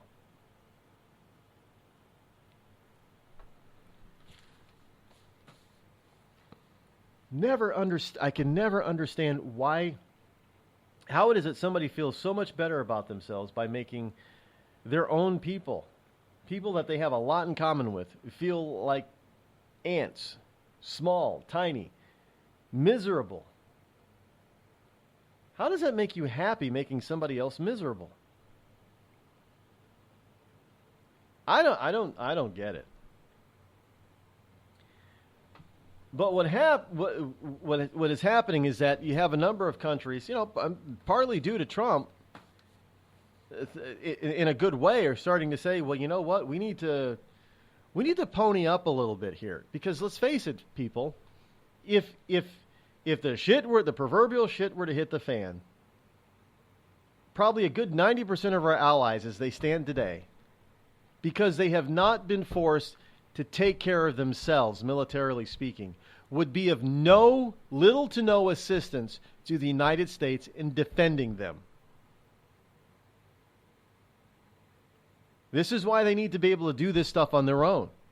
They need to spend their money on their military and stop spending it on social programs and stop being liberal and socialist and depending on us, because we can't do it all. Especially in this day and age. We're vastly outnumbered. And let's face it, in a confrontation with some of our enemies out there, we're not that vastly superior technologically speaking. We've got the most advanced military on the planet, sure, but we're not that far in advance. We used to have a devastating advantage. Not so devastating anymore. And where is it? I had this because China's. It used to be that it was figured out that we could take down 10 to 12 of their jets for every one of ours. That number has been reduced to like 6 to 1. Instead of 12 to 1, it's 6 to 1, and half. So that tells you that China's closing the technological gap. And considering that they outnumber us tremendously, what do you think? That doesn't bode well for us. See, before we could do it because we were just far superior technologically speaking than they were. It's not the case anymore. Sure, they're still not equal, but they've got the numbers that turn the tables on us now. Seriously, folks, this is the way that the world is working now. So this is why I say we're behind the 8 ball, because our allies, such as they are, they couldn't really pitch in very much or very well for their own defense. It really, you know who would be called upon once again to defend Europe if Europe was ever invaded? You know who'd be called upon to defend Europe? I don't even think Germany really is up to the task. Not saying that they're wimps or anything, but the only 2 countries that would be able to come to the defense of Europe would be Britain and the U.S. That's like it's been for a century or more. That's got to stop. France has the full ability, has the economy to fully take care of itself. Spain has the ability, if they get their economy on track, to fully defend themselves. Italy too. Germany too. Much of Europe does. Much of Western Europe. The same goes with Asia. If we let Japan defend itself, be able to defend itself with an offensive army, we should let them do it. South Korea needs to come on board. They need to beef up their own military. We can't do it all for these people. We can't do it anymore. It's too expensive, and the world war has gotten so much more efficient than it used to be. It is just more devastating. Not to mention, we just don't have the army the size that we used to have, thanks to people like Obama, that we can't be everywhere anymore. Isn't that funny? We have a nation of more people in this country than we've ever had before, but our military has not grown with it. Isn't that interesting? Thanks to a bunch of mamby-pamby, wimpy, pacifist people that we have elected and appointed in our government over the past decade. We just can't do it what we used to do anymore. And so now people like Korea are thinking, well, maybe we need to step up and develop our own. Bravo. It's about time you came around. I'm not Rod Eccles, and I approve this message. A couple of weeks ago, a long-haired young person came into our bank and said, "I'll bet you're a Nazi." Well, I love America, support the Constitution, and believe in capitalism. So I told him I'm not a Nazi, and I'm not. So what happens? The punk breaks out 2 windows and pepper sprays an elderly woman in the face. You know, there's one thing about long-haired young people nowadays. They're real assholes. Long-haired young people, you suck. Give a man a fish and you feed him for a day. Sign him up for the Box of Bait Club and he'll never be hungry again. The Box of Bait Club is a brand new dream come true for every fisherman. Something new and different in your tackle box every month. Every month, another excuse to get outside and do what you love. Don't let this one get away. The Box of Bait Club is currently accepting a limited number of pre-orders with subscriptions starting at $39.95 per month. Find out more now. Log on to boxofbaitclub.com.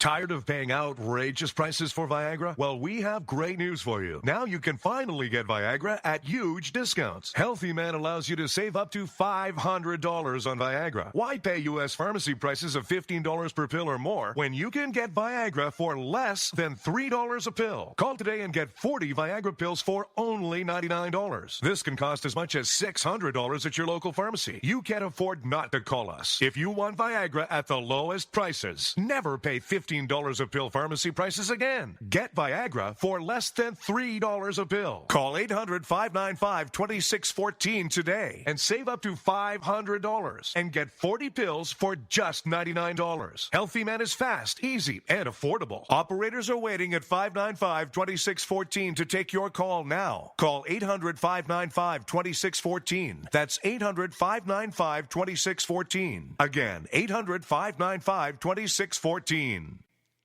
We've all heard of male enhancement, but now there's an expert on true male enhancement in the areas that really count. In Herb Ellis's book, Husband 2.0, Real Male Enhancement, you'll find answers to questions like, why doesn't she want to have sex? A quick start, quick results workout guide, plus what you can do as a side hustle to make money now. With all the great tips in this book, every man can benefit. Get the book, Husband 2.0, Real Male Enhancement, on Amazon.com. It started with a knock, but it wouldn't end there. What happens in the story next, many wouldn't understand, and most wouldn't believe. 5 + 2 = Perfection by Samuel Rosette Jr. is a must-read. The scriptures within are reminders of the ancient past, and yet intriguingly infuses with texts which stand on the edge of the stage of relevancy. Available online at Westbow Press, Amazon, Books A Million, Barnes & Noble, and SamuelRosetteJr.com. Warning.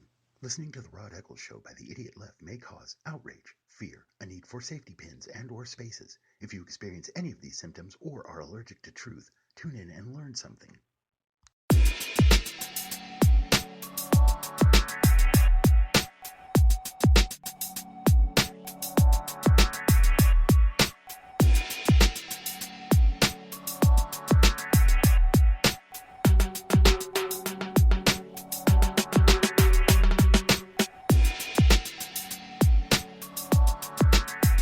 surprised there's not a commercial out there. The best part of waking up is coffee in your cup. There was more talk about how Trump misspelled, I guess, coffee. I don't know, Covfefe, C-O-V-F-E-F-E. And there are people wearing. See, I missed the boat. Should have had a T-shirt like this. There are people running around here in central New Hampshire, Concord, Manchester, that have T-shirts. That mention the word in a positive light, the word Covfefe. I should have had a bunch of Covfefe T-shirts. Anybody trying to patent or trademark that word? Trump probably should. In any case, here, speaking of the North and South Korean peninsula, the U.S. Air Force, supposedly according to the sun.co.uk, U.S. Air Force's unleashes supersonic bombers in North Korea nuke drill. As it claimed Donald Trump is poised to launch military strike against the rogue state. Nuclear-capable B-1Bs were escorted by South Korean fighters over the peninsula. So I guess they've had some recent military, joint military exercises going on in the South with the venerable B-1B bomber. See, we do have some pretty cool stuff in our arsenal. We don't have enough of them. I might add, by the way, but we don't. We're still running the B-52 bombers. I'm sorry, that's still just a badass airplane. Just like the A-10, the A-10 Warthog, the tank killer, the Angel of Death. That's just a bad. I mean, that aircraft. When did it come online? In the early '80s? It was late '70s, early '80s. It's a 40-year-old design, 40-year-old aircraft. The B-52 bombers. What is that? A 60-year-old aircraft now? These are amazing. It's amazing that we haven't been able to come up with something better, really, to replace these. We still have them, so they're still that good. And the B-1B, well, we haven't used those very often. And the B-2, right? The stealth bomber. How many of the, we don't even have, do we just have one squadron of those things because they're so damn expensive. But in any case, so Trump has got the B-1 bombers that are nuclear, capable of carrying a nuclear load.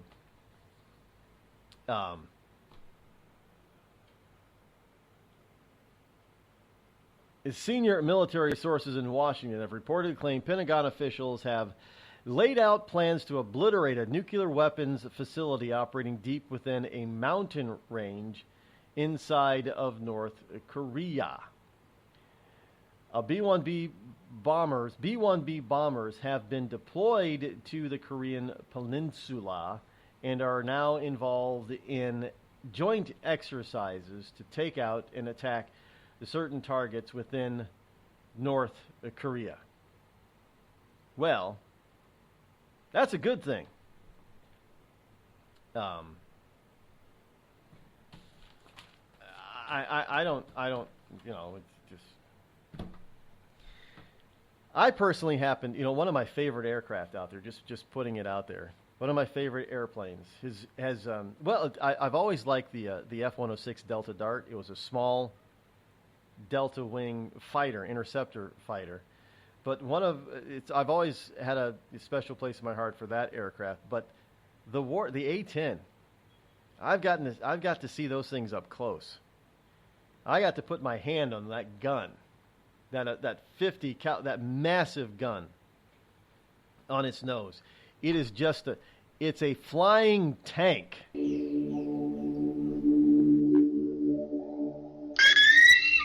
Today, there's a beer for everyone. Hey, me and the guys are going out for beer. You want to come along? Nah, I got a lot of data to enter into the computer tonight. Now there's a brew for the future. Want me to bring you something back? Thanks, but I got some right here. Microsoft Brew. You got a beer tap on your computer? With a head so thick you can float a mouse on it. Let me get this straight. You make your own beer with the computer? With the right software, you can do anything. Microsoft Brew. Here, I call this one Windows 95. I don't know, it leaves a bad taste in my mouth. And if you gotta get there quicker, try the new ISDN malt liquor. When I found out I had atrial fibrillation, a serious but highly treatable heart condition, the first thing I thought of was who would take care of my wife and children if anything were to happen to me? My doctor recommended Prevactin. I had a lot of questions, so I did some research. It turns out Prevactin is the #1 recommended drug for Crohn's disease. I think my doctor's trying to kill me and steal my wife. Doctors. They'll stop at nothing to get your wife.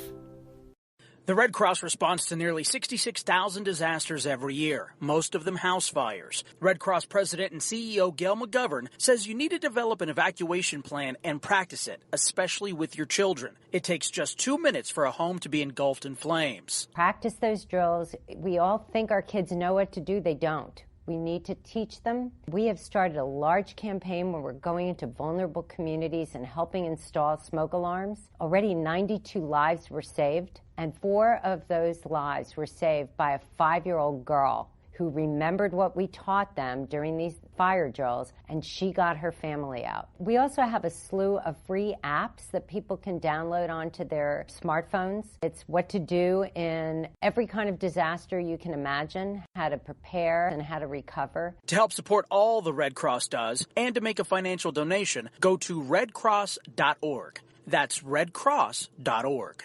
See that cute little dog in the pet store window? Chances are it came from a puppy mill. A breeding facility that forces caged, neglected, and often sick dogs to churn out puppy after puppy to be sold for profit. Meanwhile, millions of wonderful, healthy pets end up in animal shelters. This leads to the killing of more than 9,000 by the end of today.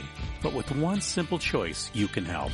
Just by deciding to adopt instead of purchase your next pet. Animal shelters are full of amazing pets looking for a home. When you adopt your new best friend, not only are you saving a life, you're taking a stand against puppy mills. When your friends see the smart choice and impact you've made, they adopt their next pet and share with 5 of their friends, who share with 5 more. Before long, thousands get involved. Pet stores stop selling dogs from puppy mills, and even more lives are saved. And with your help, we can save them all. Visit bestfriends.org/puppymills to learn more. Every day, the men and women of the United States Marine Corps demonstrate their commitment to defend the American way of life. Since 1775, we have served our nation as a force in readiness. Get some rear security. From combat operations to humanitarian assistance in every corner of the world. No matter where the mission takes us today, or wherever our country needs us tomorrow, we always remember the land we call home. As Marines, we take a stand for each other, for our nation, for us all. The few, the proud, the Marines.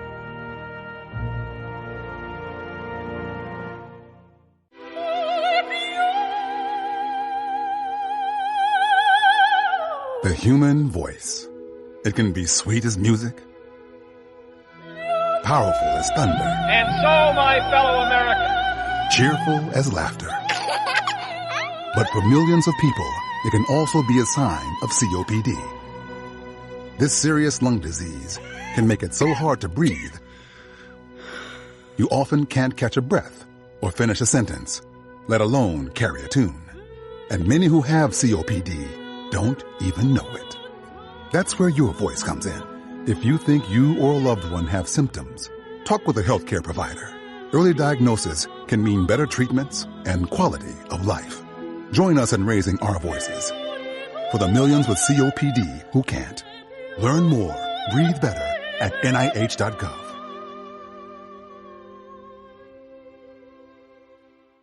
As a mother, you don't want to have to worry about this bill is coming, but then she needs this chemo. That's a decision you shouldn't have to make. It's a huge burden lifted financially, and so it allows you to give singular focus to your child. I've never known a hospital that takes care of their patients so thoroughly. That was the first thing I was like, how are we going to do this?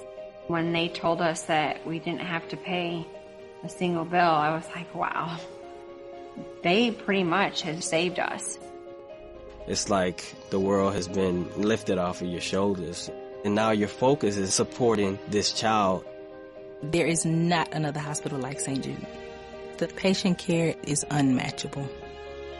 It saved my life. It saved my daughter's life. It saved our family. St. Jude Children's Research Hospital.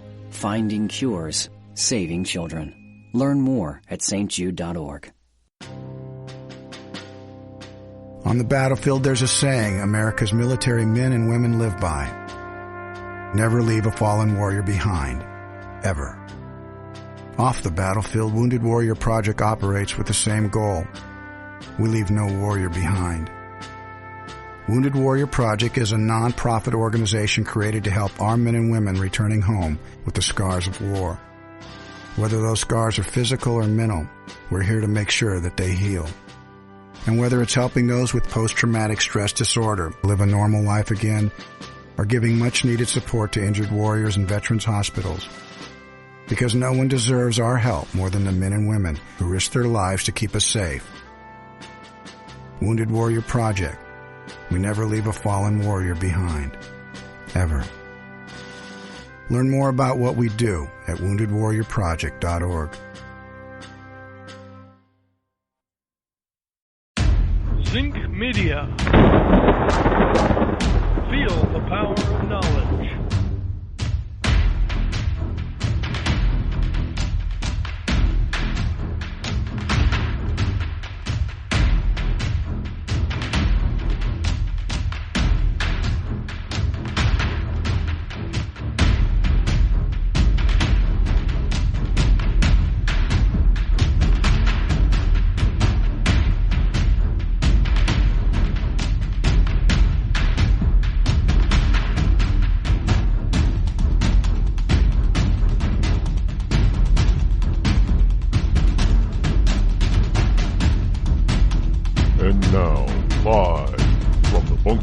Studio located somewhere within the great granite state of New Hampshire is Rod Eccles.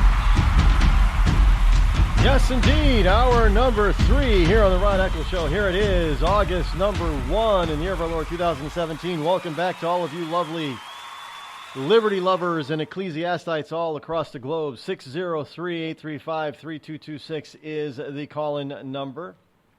Should you wish to join me here live on this Tuesday, this quiet Tuesday morning. And it's getting warm out here already. I don't know what it's supposed to end up being like today, but it's already above 80, and it's not even noon. I guess we're heading up to 90 plus today. So I mean that's not bad. No, I'm not going to complain about it. Maybe I will cut out to the beach. And some of you out there, well, many of you out there who are listening, you're landlocked.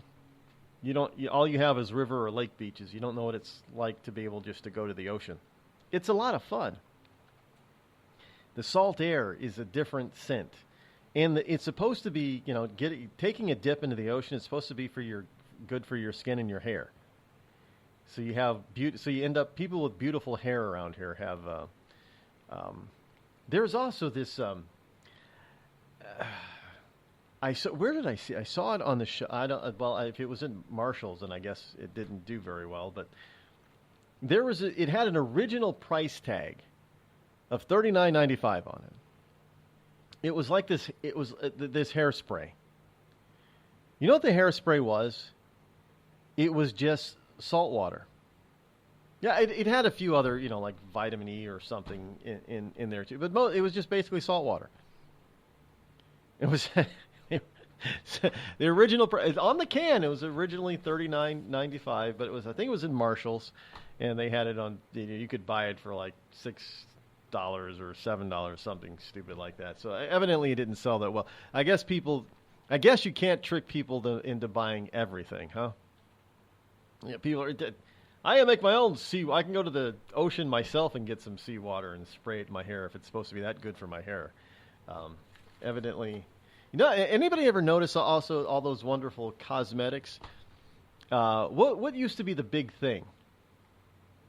Everything had CoQ10 in it at one point in time. Soaps had it, and lotions had it, and makeups had it, and now none of them have. So it was a gimmick. It didn't work.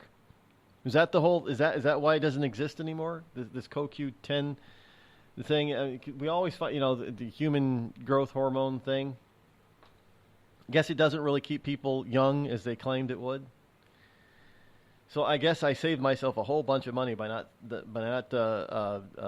following all these wonderful fads. Baby boomers will buy just about if you promise them it'll keep them younger. And say, hey, this will help make the 60s your new 40s or 50s. They'll buy it. That's all.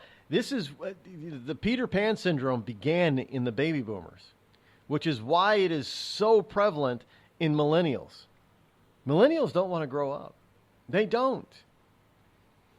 They just don't. Just saying. We've got. I only got baby boomers to listen to this and listen to this program, and they're thinking, well, we grew up, Rod. Yeah, you grew up. You just don't want to grow old. That's the Peter Pan syndrome. You don't want to grow old. And the millennials, they not only do they not want to grow old, they just don't want to grow up. It's TV Land, I think, has a hit show. A woman who's 40 years old pretends to be like 20-something, 28 or something. She passes her, and everybody buys it. Okay.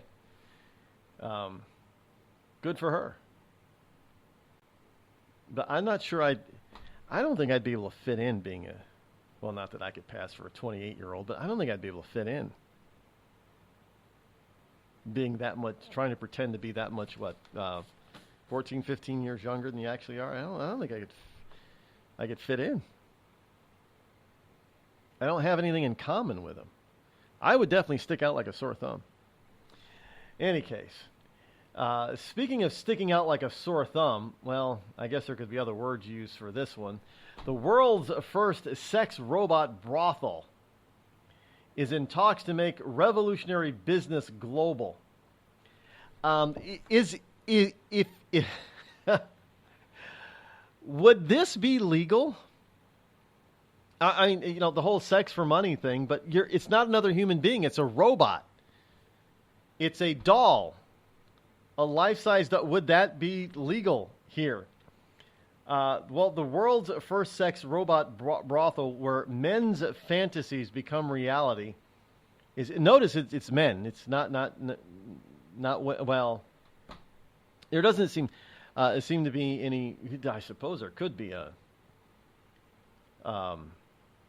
market for male sex robots. I guess maybe not for women, but for gay men. I guess I don't know. In any case, the world's first sex robot brothel. This is from dailystar.co.uk. Where men's fantasies become reality, is in negotiations with interested investors to expand its business on a global scale. Okay. Yes, Lumidolls made headlines internationally after opening its first sex doll brothel in Barcelona. I did not know that there was a sex doll brothel in Barcelona. It offered lads the chance to romp with totally realistic silicone babes, hardly distinguishable from real women, for around $90 to $130 per session. Now, earlier this year, Lumidolls told Daily Star Online of its plans to open a sex robot brothel where lads can legally fulfill any fantasy in the UK.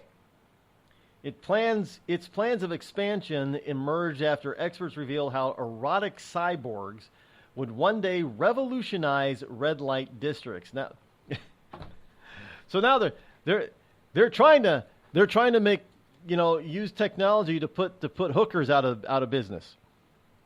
The so-called world's oldest profession is in danger. Yes, all those so-called working women are about to be downsized. I know a lot of people are saying downsize. That's funny, Rod. Yeah, I get the double entendre. Yeah.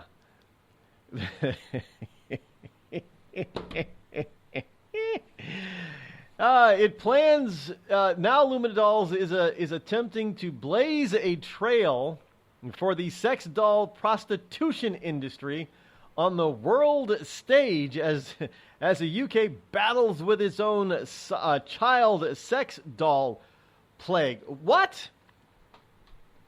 Yeah, when I saw that, I'm like, really? Did we actually go? Should that be illegal? So evidently there is a rise in the UK. There's a rise in pedophilias, buying sick toys on eBay and Amazon. So pedophiles have been caught trying to sneak childlike sex dolls into the country disguised as other items. I can't even believe that there are manufacturers who actually make these things. But so far in Britain, now there hasn't been any case so far. I looked, there hasn't been a case yet so far of this caliber in the United States. But so far, 7 people in the UK have been prosecuted for trying to import the lifelike silicone sex aids into Britain over the past 18 months. Border guards said that they have seized 123 dolls, which weigh around 55 pounds and can cost thousands of pounds, in little more than a year since March of 2016. Now, the sex aids, I love how they're calling them sex aids. These robot dolls are being called sex aids. The sex aids are being manufactured in China and Hong Kong, are being sold by traders on sites including Amazon and eBay, the National Crime Agency has said. And they look like little girls. Now, frankly, it's kind of disturbing at best. I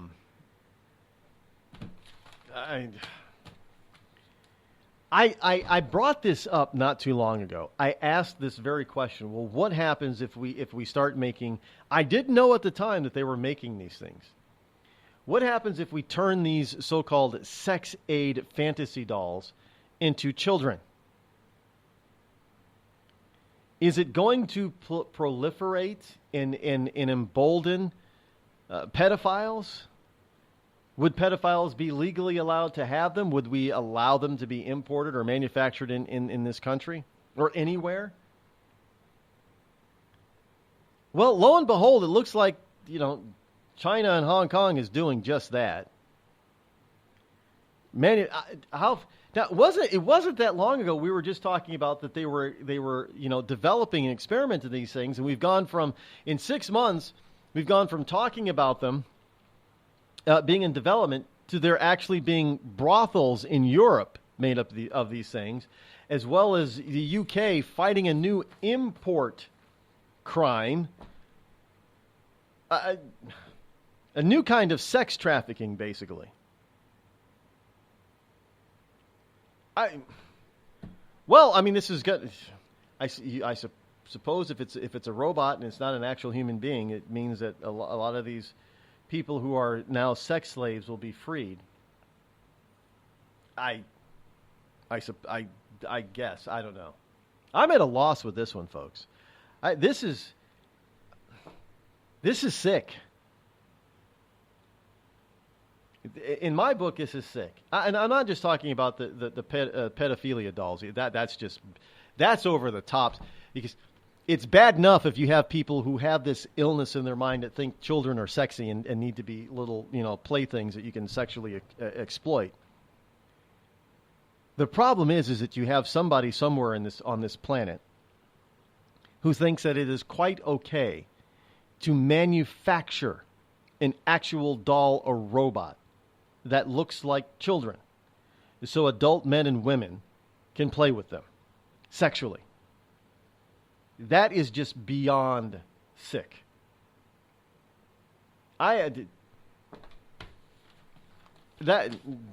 Wow. That really is. Now, I don't know where this comes down to as far as the USA is concerned. United States, what are we going to do about this kind of thing?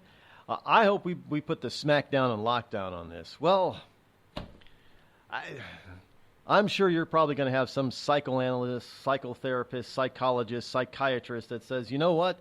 In order to satiate these wonderful people who are pedophiles, to keep them from actually doing harm to real children, we should probably give them all a sex doll. And how much you want to bet you're going to have some liberal coming up thinking that the government should subsidize the purchase of those things? I wouldn't be surprised.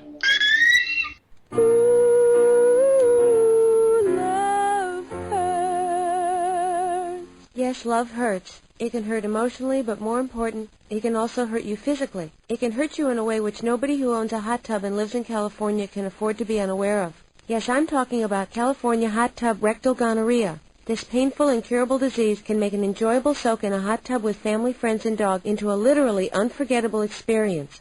If you catch California hot tub rectal gonorrhea, not only will you walk around feeling like you're about to pass a twisted sardine can lid, you'll also smell like a pile of burning tractor tires. So don't jump out of the frying pan and into the hot tub, because if you get California hot tub rectal gonorrhea, it'll really burn your ass. This has been a public service message brought to you by the Citizens Against CHTRG Foundation. California hot tub rectal gonorrhea. We're not going to take it sitting down. Tired of paying outrageous prices for Viagra? Well, we have great news for you. Now you can finally get Viagra at huge discounts. Healthy Man allows you to save up to $500 on Viagra. Why pay U.S. pharmacy prices of $15 per pill or more when you can get Viagra for less than $3 a pill? Call today and get 40 Viagra pills for only $99. This can cost as much as $600 at your local pharmacy. You can't afford not to call us. If you want Viagra at the lowest prices, never pay $15 a pill pharmacy prices again. Get Viagra for less than $3 a pill. Call 800-595-2614 today and save up to $500 and get 40 pills for just $99. Healthy Man is fast, easy, and affordable. Operators are waiting at 595-2614 to take your call now. Call 800-595-2614. That's 800-595-2614. Again, 800-595-2614. It started with a knock, but it wouldn't end there. What happens in the story next, many wouldn't understand, and most wouldn't believe. 5 + 2 = Perfection by Samuel Rosette Jr. is a must-read. The scriptures within are reminders of the ancient past, and yet intriguingly infuses with texts which stand on the edge of the stage of relevancy. Available online at Westbow Press, Amazon, Books A Million, Barnes & Noble, and SamuelRosetteJr.com.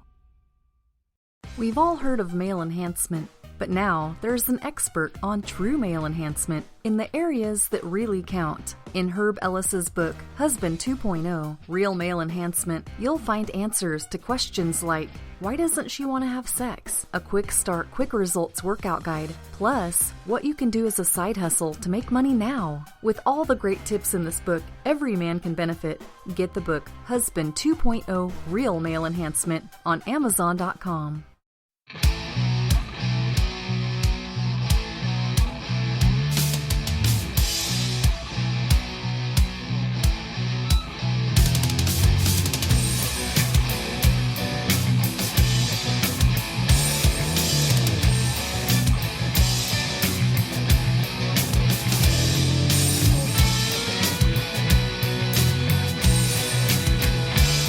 603-835-3226.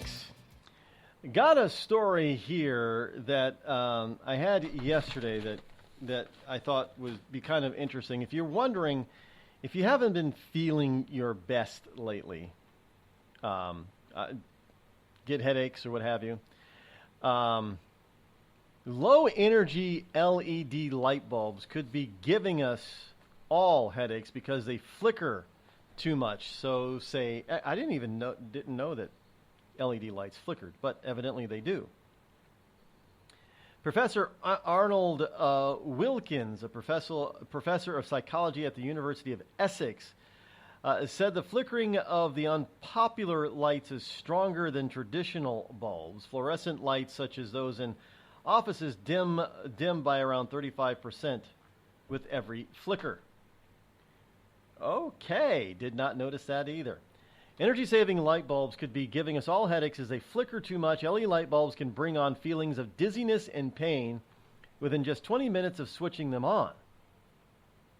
Professor Arnold Wilkins, professor of psychology at the University of Essex, said that the flickering of the unpopular lights is stronger than for traditional light bulbs, while fluorescent lights, such as those in offices, dim by around 35% with each and every flicker. LED lights dim by 100%. It means they effectively turn off and on hundreds of times every second. I did not know this. I just learned something new.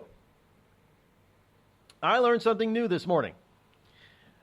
So LEDs basically turn themselves on and off hundreds of times every second. This can cause headaches by disrupting movement control of the eyes, forcing the brain to work harder. Flickering LED bulbs could double the chance of suffering a headache, based on previous research. Now, I was a big fan of LEDs. I didn't know they flickered like that. I didn't know lights at all flickered. I mean, is that subconscious? That's doing it subconsciously then? Is that how they save energy? Because they flicker? They're not constantly on? I'm just wondering. I'm just asking. I'm sure that, over an extended period of time, is that how they save? Is that how they use such little energy? Is that they keep flickering on and off hundreds of times a second, thus reducing the amount of, because there is a residual glow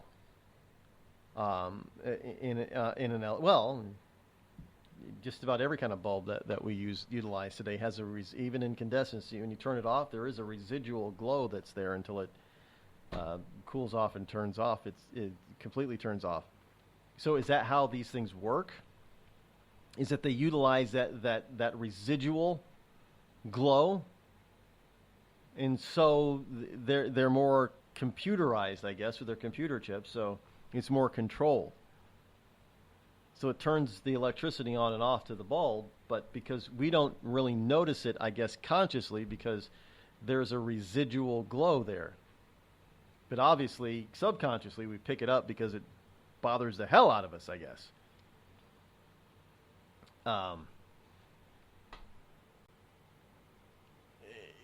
Yeah. I still like LEDs. They don't use any electricity. I've never had a problem with them. All of my lamps that have bulbs, none of them have those compact fluorescent things. None of them have compact fluorescents anymore. They're all LEDs. You can't buy it's hard to buy incandescents today in the open market. You can still get them underground, quote unquote. But it's hard to get incandescent bulbs. But yeah, I guess for those people who are sensitive to such things, wouldn't that mean that people who have that are subject to seizures, wouldn't they be subject to seizures like this from these LED? I haven't heard of anybody suffering seizures from LED bulbs. From TVs.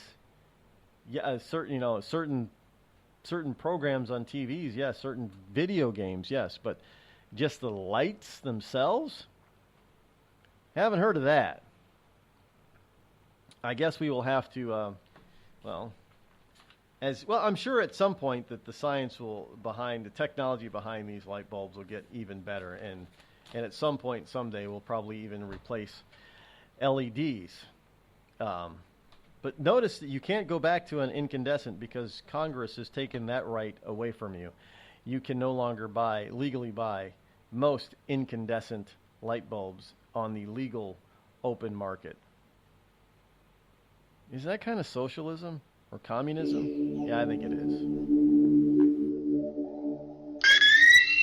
The Red Cross responds to nearly 66,000 disasters every year, most of them house fires. Red Cross President and CEO Gail McGovern says you need to develop an evacuation plan and practice it, especially with your children. It takes just 2 minutes for a home to be engulfed in flames. Practice those drills. We all think our kids know what to do. They don't. We need to teach them. We have started a large campaign where we're going into vulnerable communities and helping install smoke alarms. Already 92 lives were saved, and 4 of those lives were saved by a 5-year-old girl who remembered what we taught them during these fire drills, and she got her family out. We also have a slew of free apps that people can download onto their smartphones. It's what to do in every kind of disaster you can imagine, how to prepare and how to recover. To help support all the Red Cross does and to make a financial donation, go to redcross.org. That's redcross.org.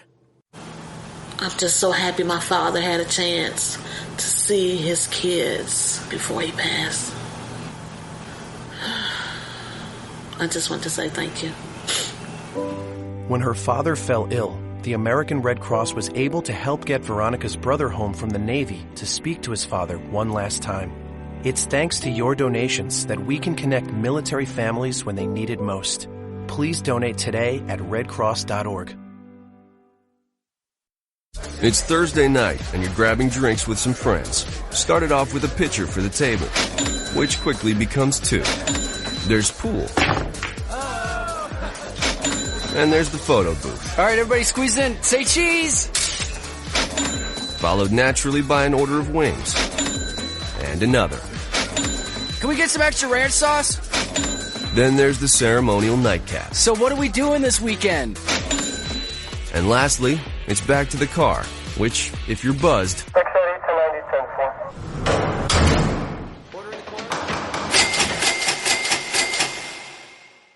could be the most expensive night of your life. Getting pulled over for buzz driving could cost you around $10,000 in fines, legal fees, and increased insurance rates. Nothing kills a buzz like getting pulled over for buzz driving, because buzz driving is drunk driving. Brought to you by the National Highway Traffic Safety Administration and the Ad Council. Every day, the men and women of the United States Marine Corps demonstrate their commitment to defend the American way of life. Since 1775, we have served our nation as a force in readiness. Get some rear security. From combat operations to humanitarian assistance in every corner of the world. No matter where the mission takes us today, or wherever our country needs us tomorrow, we always remember the land we call home. As Marines, we take a stand for each other, for our nation, for us all. The few, the proud, the Marines.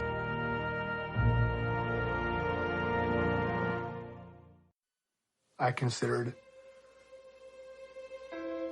suicide so I wouldn't put my family through all the pain. Many of our warriors are returning home from the battlefield, only to face a new war as they struggle with devastating injuries. At Wounded Warrior Project, we understand. We're there to help. Even though you think you're broken, you're not. It's the physical and the emotional healing that Wounded Warrior Project provides. With a gift of just $19 a month, you can join Wounded Warrior Project. You'll help provide critically needed programs and services that rebuild lives. Beautiful. Woo! There The ongoing needs of our wounded and their families will continue for many years to come. Now is the time to show your support. Call now or go online with your gift of just $19 a month, and we'll send you this Wounded Warrior Project blanket. It made me feel that there's people out there that care about us. After this event, we can finally maybe start to heal as a family and move forward. We need your help. The families are hurting. For many of our wounded heroes, the greatest casualty is being forgotten. That's why your gift of just $19 a month is so important. Please call or go online right now.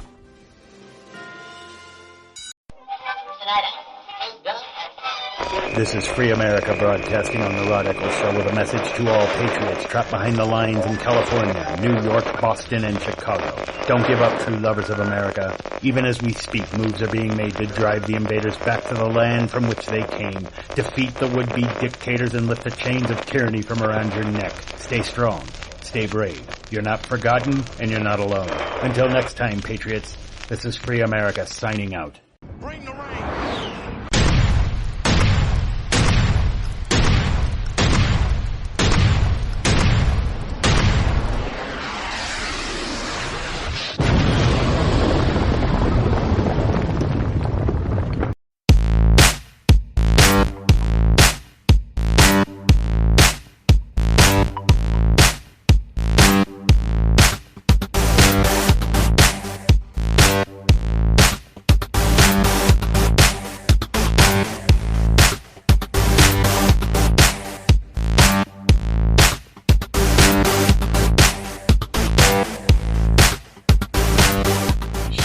Joe Arpaio is next up. 603-835-3226 is the number that you can call to join me here on the show. Sheriff Joe Arpaio is in a little bit of trouble, evidently. Yes, the former Sheriff Joe Arpaio was found guilty yesterday of criminal contempt. Yes, former Sheriff Joe Arpaio's own words were the linchpin in the case against him. His quotes cited more than 20 times in a federal judge's ruling that found him guilty of criminal contempt of court. In a verdict filed Monday morning, U.S. District Judge Susan Bolton said evidence demonstrated Arpaio's flagrant disregard for another federal judge's order that halted his signature immigration roundups. Now, the sentencing phase will begin October 5th.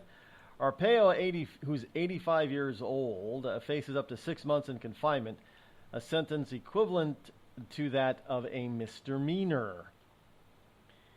Now, what has become customary in judgments against Arpaio, Bolton liberally inserted the lawman's public remarks, mostly issued through news releases and media clips, to support her opinion.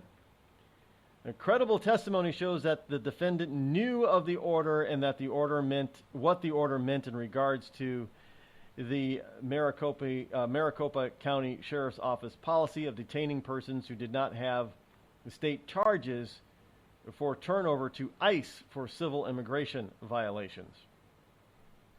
So basically, a judge told the sheriff that he was not to continue to do what he was doing as far as upholding the law. So the former sheriff is now being sentenced, found guilty of actually upholding the law of the land by federal judges who are not upholding the law of the land, mainly the Constitution. Anybody else see a problem with this? Now, just for a second, I want people to just not even think about who's involved in a case. The names do not matter right now. What matters is that you have a civil servant, a sheriff, who has people that are known to be wanted by ICE, our immigration service, for various reasons. Mostly because they're here illegally and they're going to be probably deported, but for various reasons. Doesn't matter who the judge is, but you have a judge because some liberal mamby-pamby wannabes take this sheriff to court, and you have a federal judge who says to the sheriff of this county, well, you're not going to cooperate with the federal government anymore, which is illegal, by the way. He's supposed to be upholding the law. It'd be a dereliction of his duty if he did not uphold the law.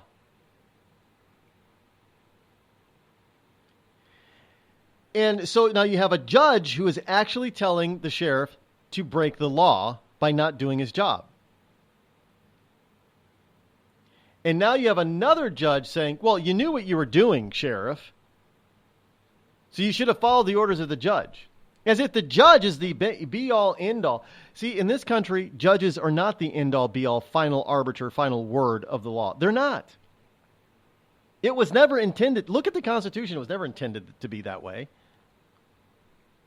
They were to interpret the laws based on the Constitution to make sure that they were constitutional. But if they were not constitutional, it didn't mean that that was the end of it. The legislature still had the opportunity to make the law constitutional or to go to the people and change the Constitution. So these judges don't get to have the last word. So frankly, this whole case, it has nothing to do with being railroaded. Yeah, the sheriff was railroaded. No doubt about it, but it has nothing to do with being railroaded. It has everything to do with ignoring an illegal court order. Court orders can be illegal, and you do not constitutionally have to follow an illegal order from anyone. Do you realize that? So if the judge says, well, we're going to confine you to your house, if I were a payer, I'd say, screw you. You show me in the Constitution where I effed up. And then when you do, and you prove that I failed the Constitution, then I'll agree to your house, your house arrest, because that's probably what he's going to get, house arrest. They're not going to throw him in jail. That'd be the worst thing that'd be the dumbest thing that they could possibly do. I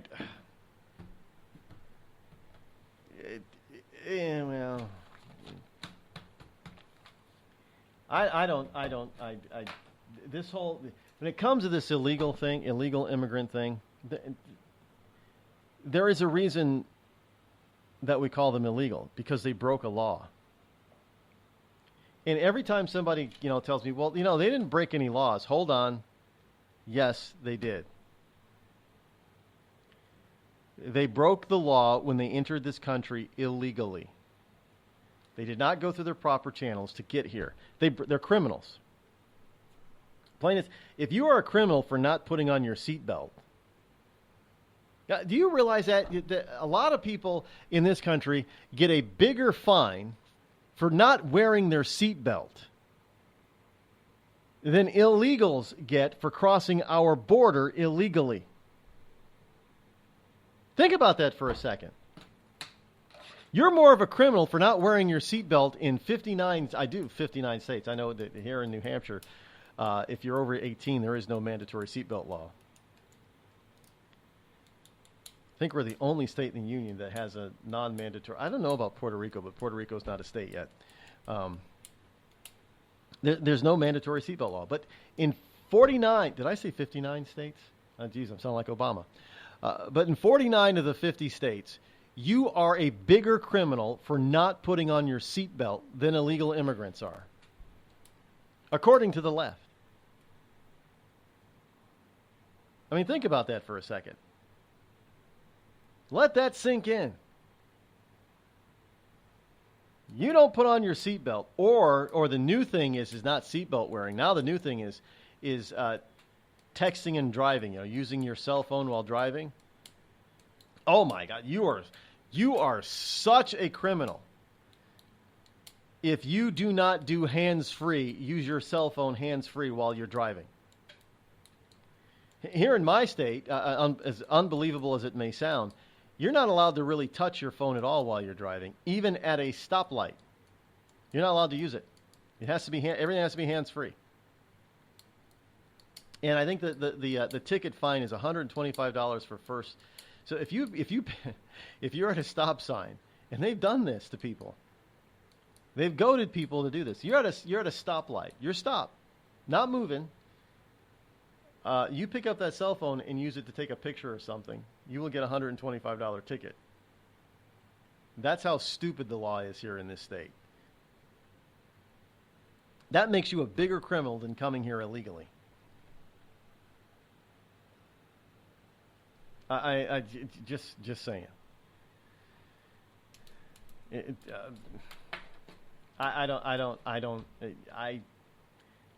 A nation that is not willing to control its own borders is not a nation at all.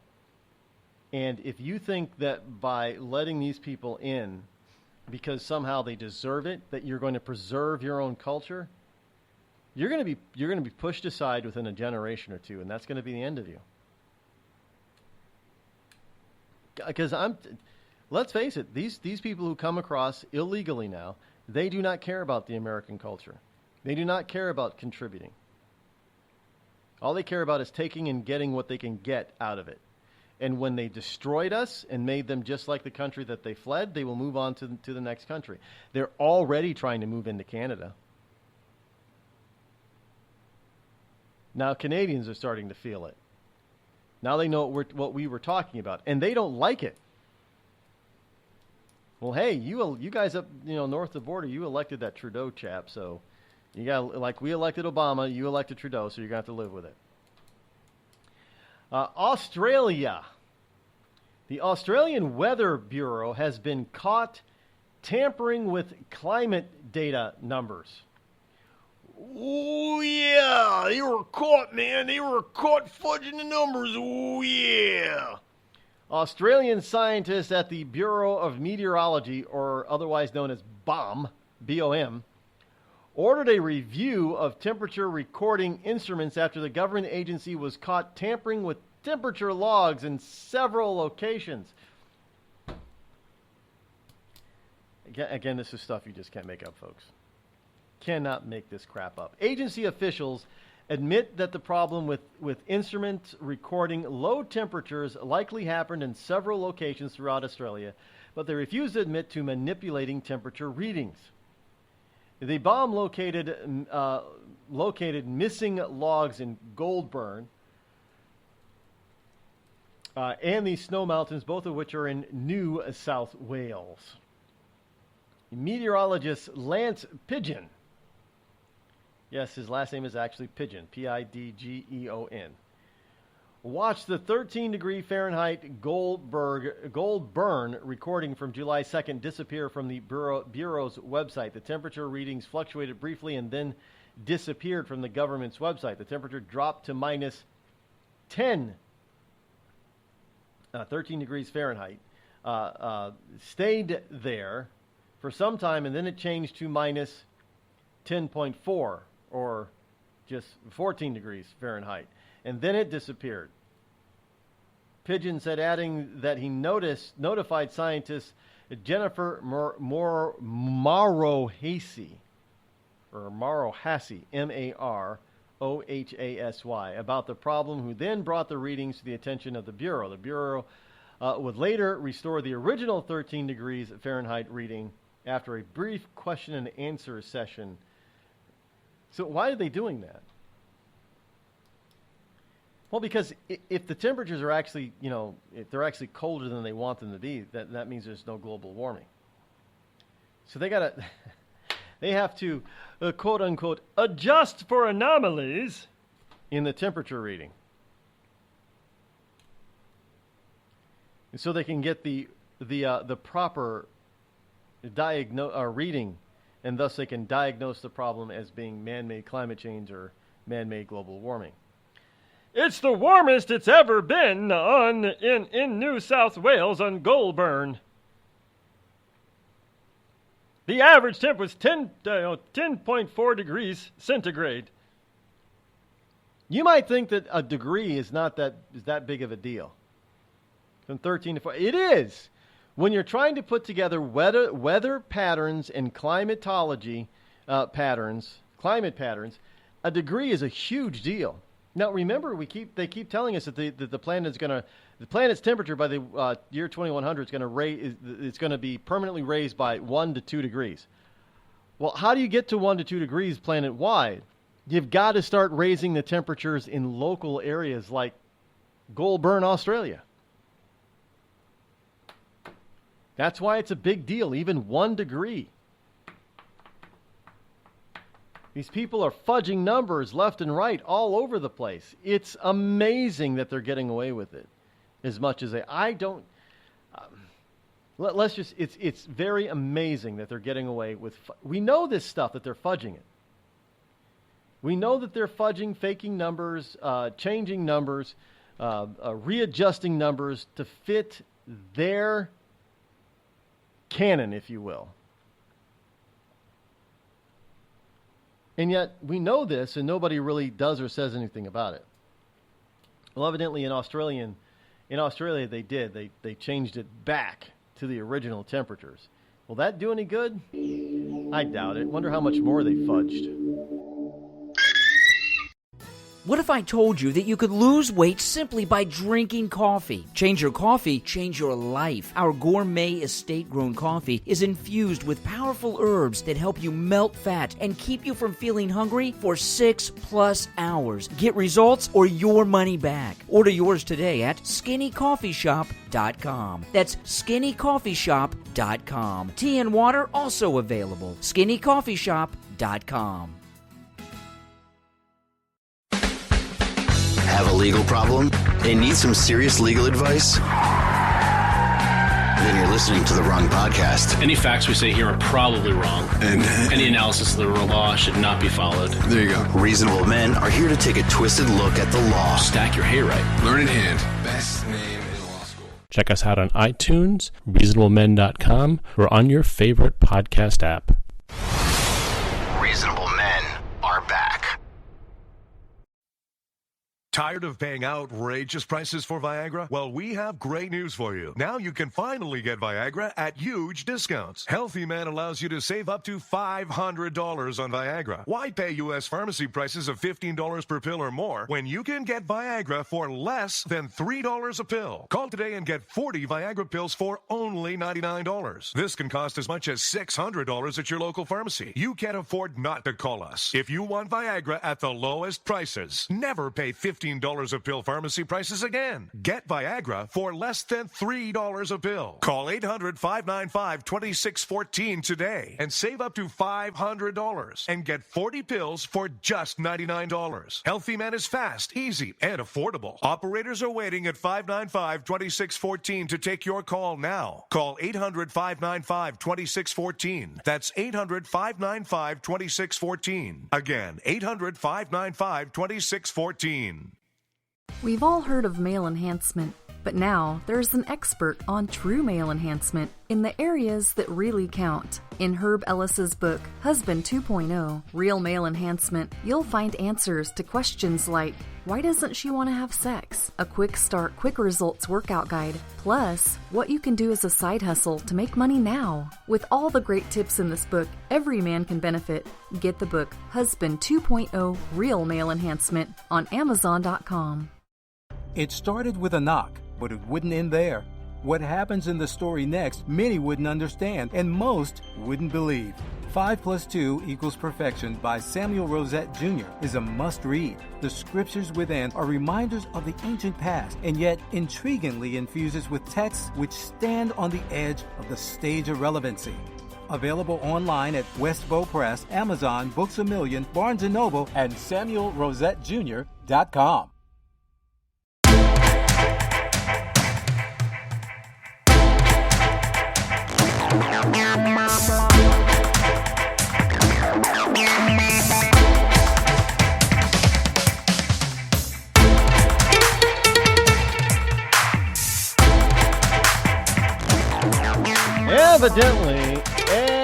Evidently, Democrats are starting to win some special elections across the country, and they're making, the National Party is making it sound like it's the end of, because of the backlash against Trump. They will do and say anything to make what they believe to be true. But Democrats are winning special elections this year, just not the ones that most people are paying attention to, of course. The party is desperate for victory, so they're going to tout any that they can get. Democratic candidates are finding success in little notice local state legislative races.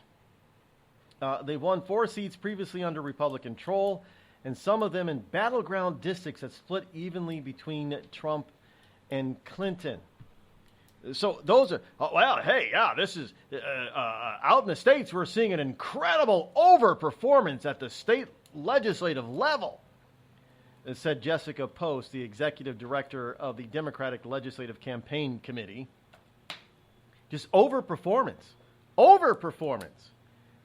They win a few seats. Big freaking hairy deal. By the way, in some of these contested local legislative seats across the country, Republicans won some of those competitive races as well. The point is on a national level, they're not winning. And actually, they're really not gaining any. They are. We're starting to win now. Do you realize that they are in a deficit? They're down nearly 1,500 seats across the country. I'm sorry, you're down 1,500, and you win back 4 or 5. Ooh, that's a trend. Not. Who the hell is going to think that that's a trend when you're down over 1,500 seats nationwide? Over 1,300, 1,500 seats, and you win back a handful, literally handful, 4 or 5 seats. That's not a trend. I wouldn't even call it an anomaly. It's just the natural order of things. Nobody ever said that Democrats aren't winning anything. We're saying that they're not winning anything of significance every time they say that they're going to win it. Ossoff, anybody? Or who was the jack off that was up in Rob Quist up in Montana, right? Wasn't he supposed to rack up a victory up there? No, he didn't do it. Didn't even come close. Ossoff, they tried to spin the Ossoff loss as a win. Well, he didn't lose by much, right? He didn't lose by as much as he could have or should have. He overperformed. I guess that's still losing, Instead of losing by 10 points, 20 points, you only lose by 10. That's overperforming. Yeah, you can't make this stuff up. Can't make it up. Will people? I think people are just going to stay home if the Republicans don't get their asses in gear and get something accomplished. I don't really fear that they'll vote so much for Democrats, is that they'll just stay home, which means that Democrats will begin to start to win. They won't increase their vote. They won't get more votes. They'll get the same amount of votes. The problem is that Republican voters will stay home. That is how the Democrats will win by Republicans staying home. And Republicans will stay home if they don't feel they have a better person to vote for, a better alternative than what they've been given. Which means these people you're going to have to start bouncing them in primaries. That's what it's going to come down to. Getting rid of them in the primary. Trump is, without previous, is a man without a party. Trump has always been a man without a party. And the idea that Trump tried to bring in the Republican Party by having a few prominent Republicans within his administration didn't work for him. So he's always been a man. So Politico is a little bit late to the party on this. This is a Politico piece stating that, without Priebus, he's a man without a party. He's always been a man without a party. Republicans never did like him. They still don't like him. They probably do they like him less because he bounced out Priebus? No, I wouldn't even say that a lot of people in the Republican Party actually like Priebus anyway. But he was kind of a wimpy, whiny little bastard as far as I was concerned. He was not a strong Republican, GOP leader. So I don't think it was such a loss. But look, you still have people like Jeff Sessions, who's a part of the administration. Well, we're out of time for today, but we'll be back here tomorrow. It's Wednesday, Hump Day. It also means it's Intel Report Day. And I'm sure Agent 0010 has got lots of good stuff. Until then, I'm out. Have a great Tuesday afternoon, everybody. See you tomorrow.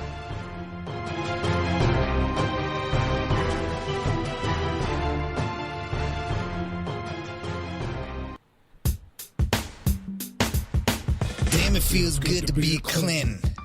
Damn, it feels good to be a Clinton. A shameless politician always plays her cards right. Got a crew for the fight on the airwaves. Left dogs in the press, keep the mouths tight. Cause a Clinton never needs to explain what, why it is what they done or with who. A real Clinton knows that they're entitled, and you don't get to know what they do. What difference does it make? For a Clinton, what's loaded in some fat apple file? A Clinton plays the victim for promotion. A Clinton kills it off with a smile. Damn, it feels good to be a Clinton. A server full of secrets ain't no thing. Damn, it feels good to be a Clinton. Nothing ever hits with the sting.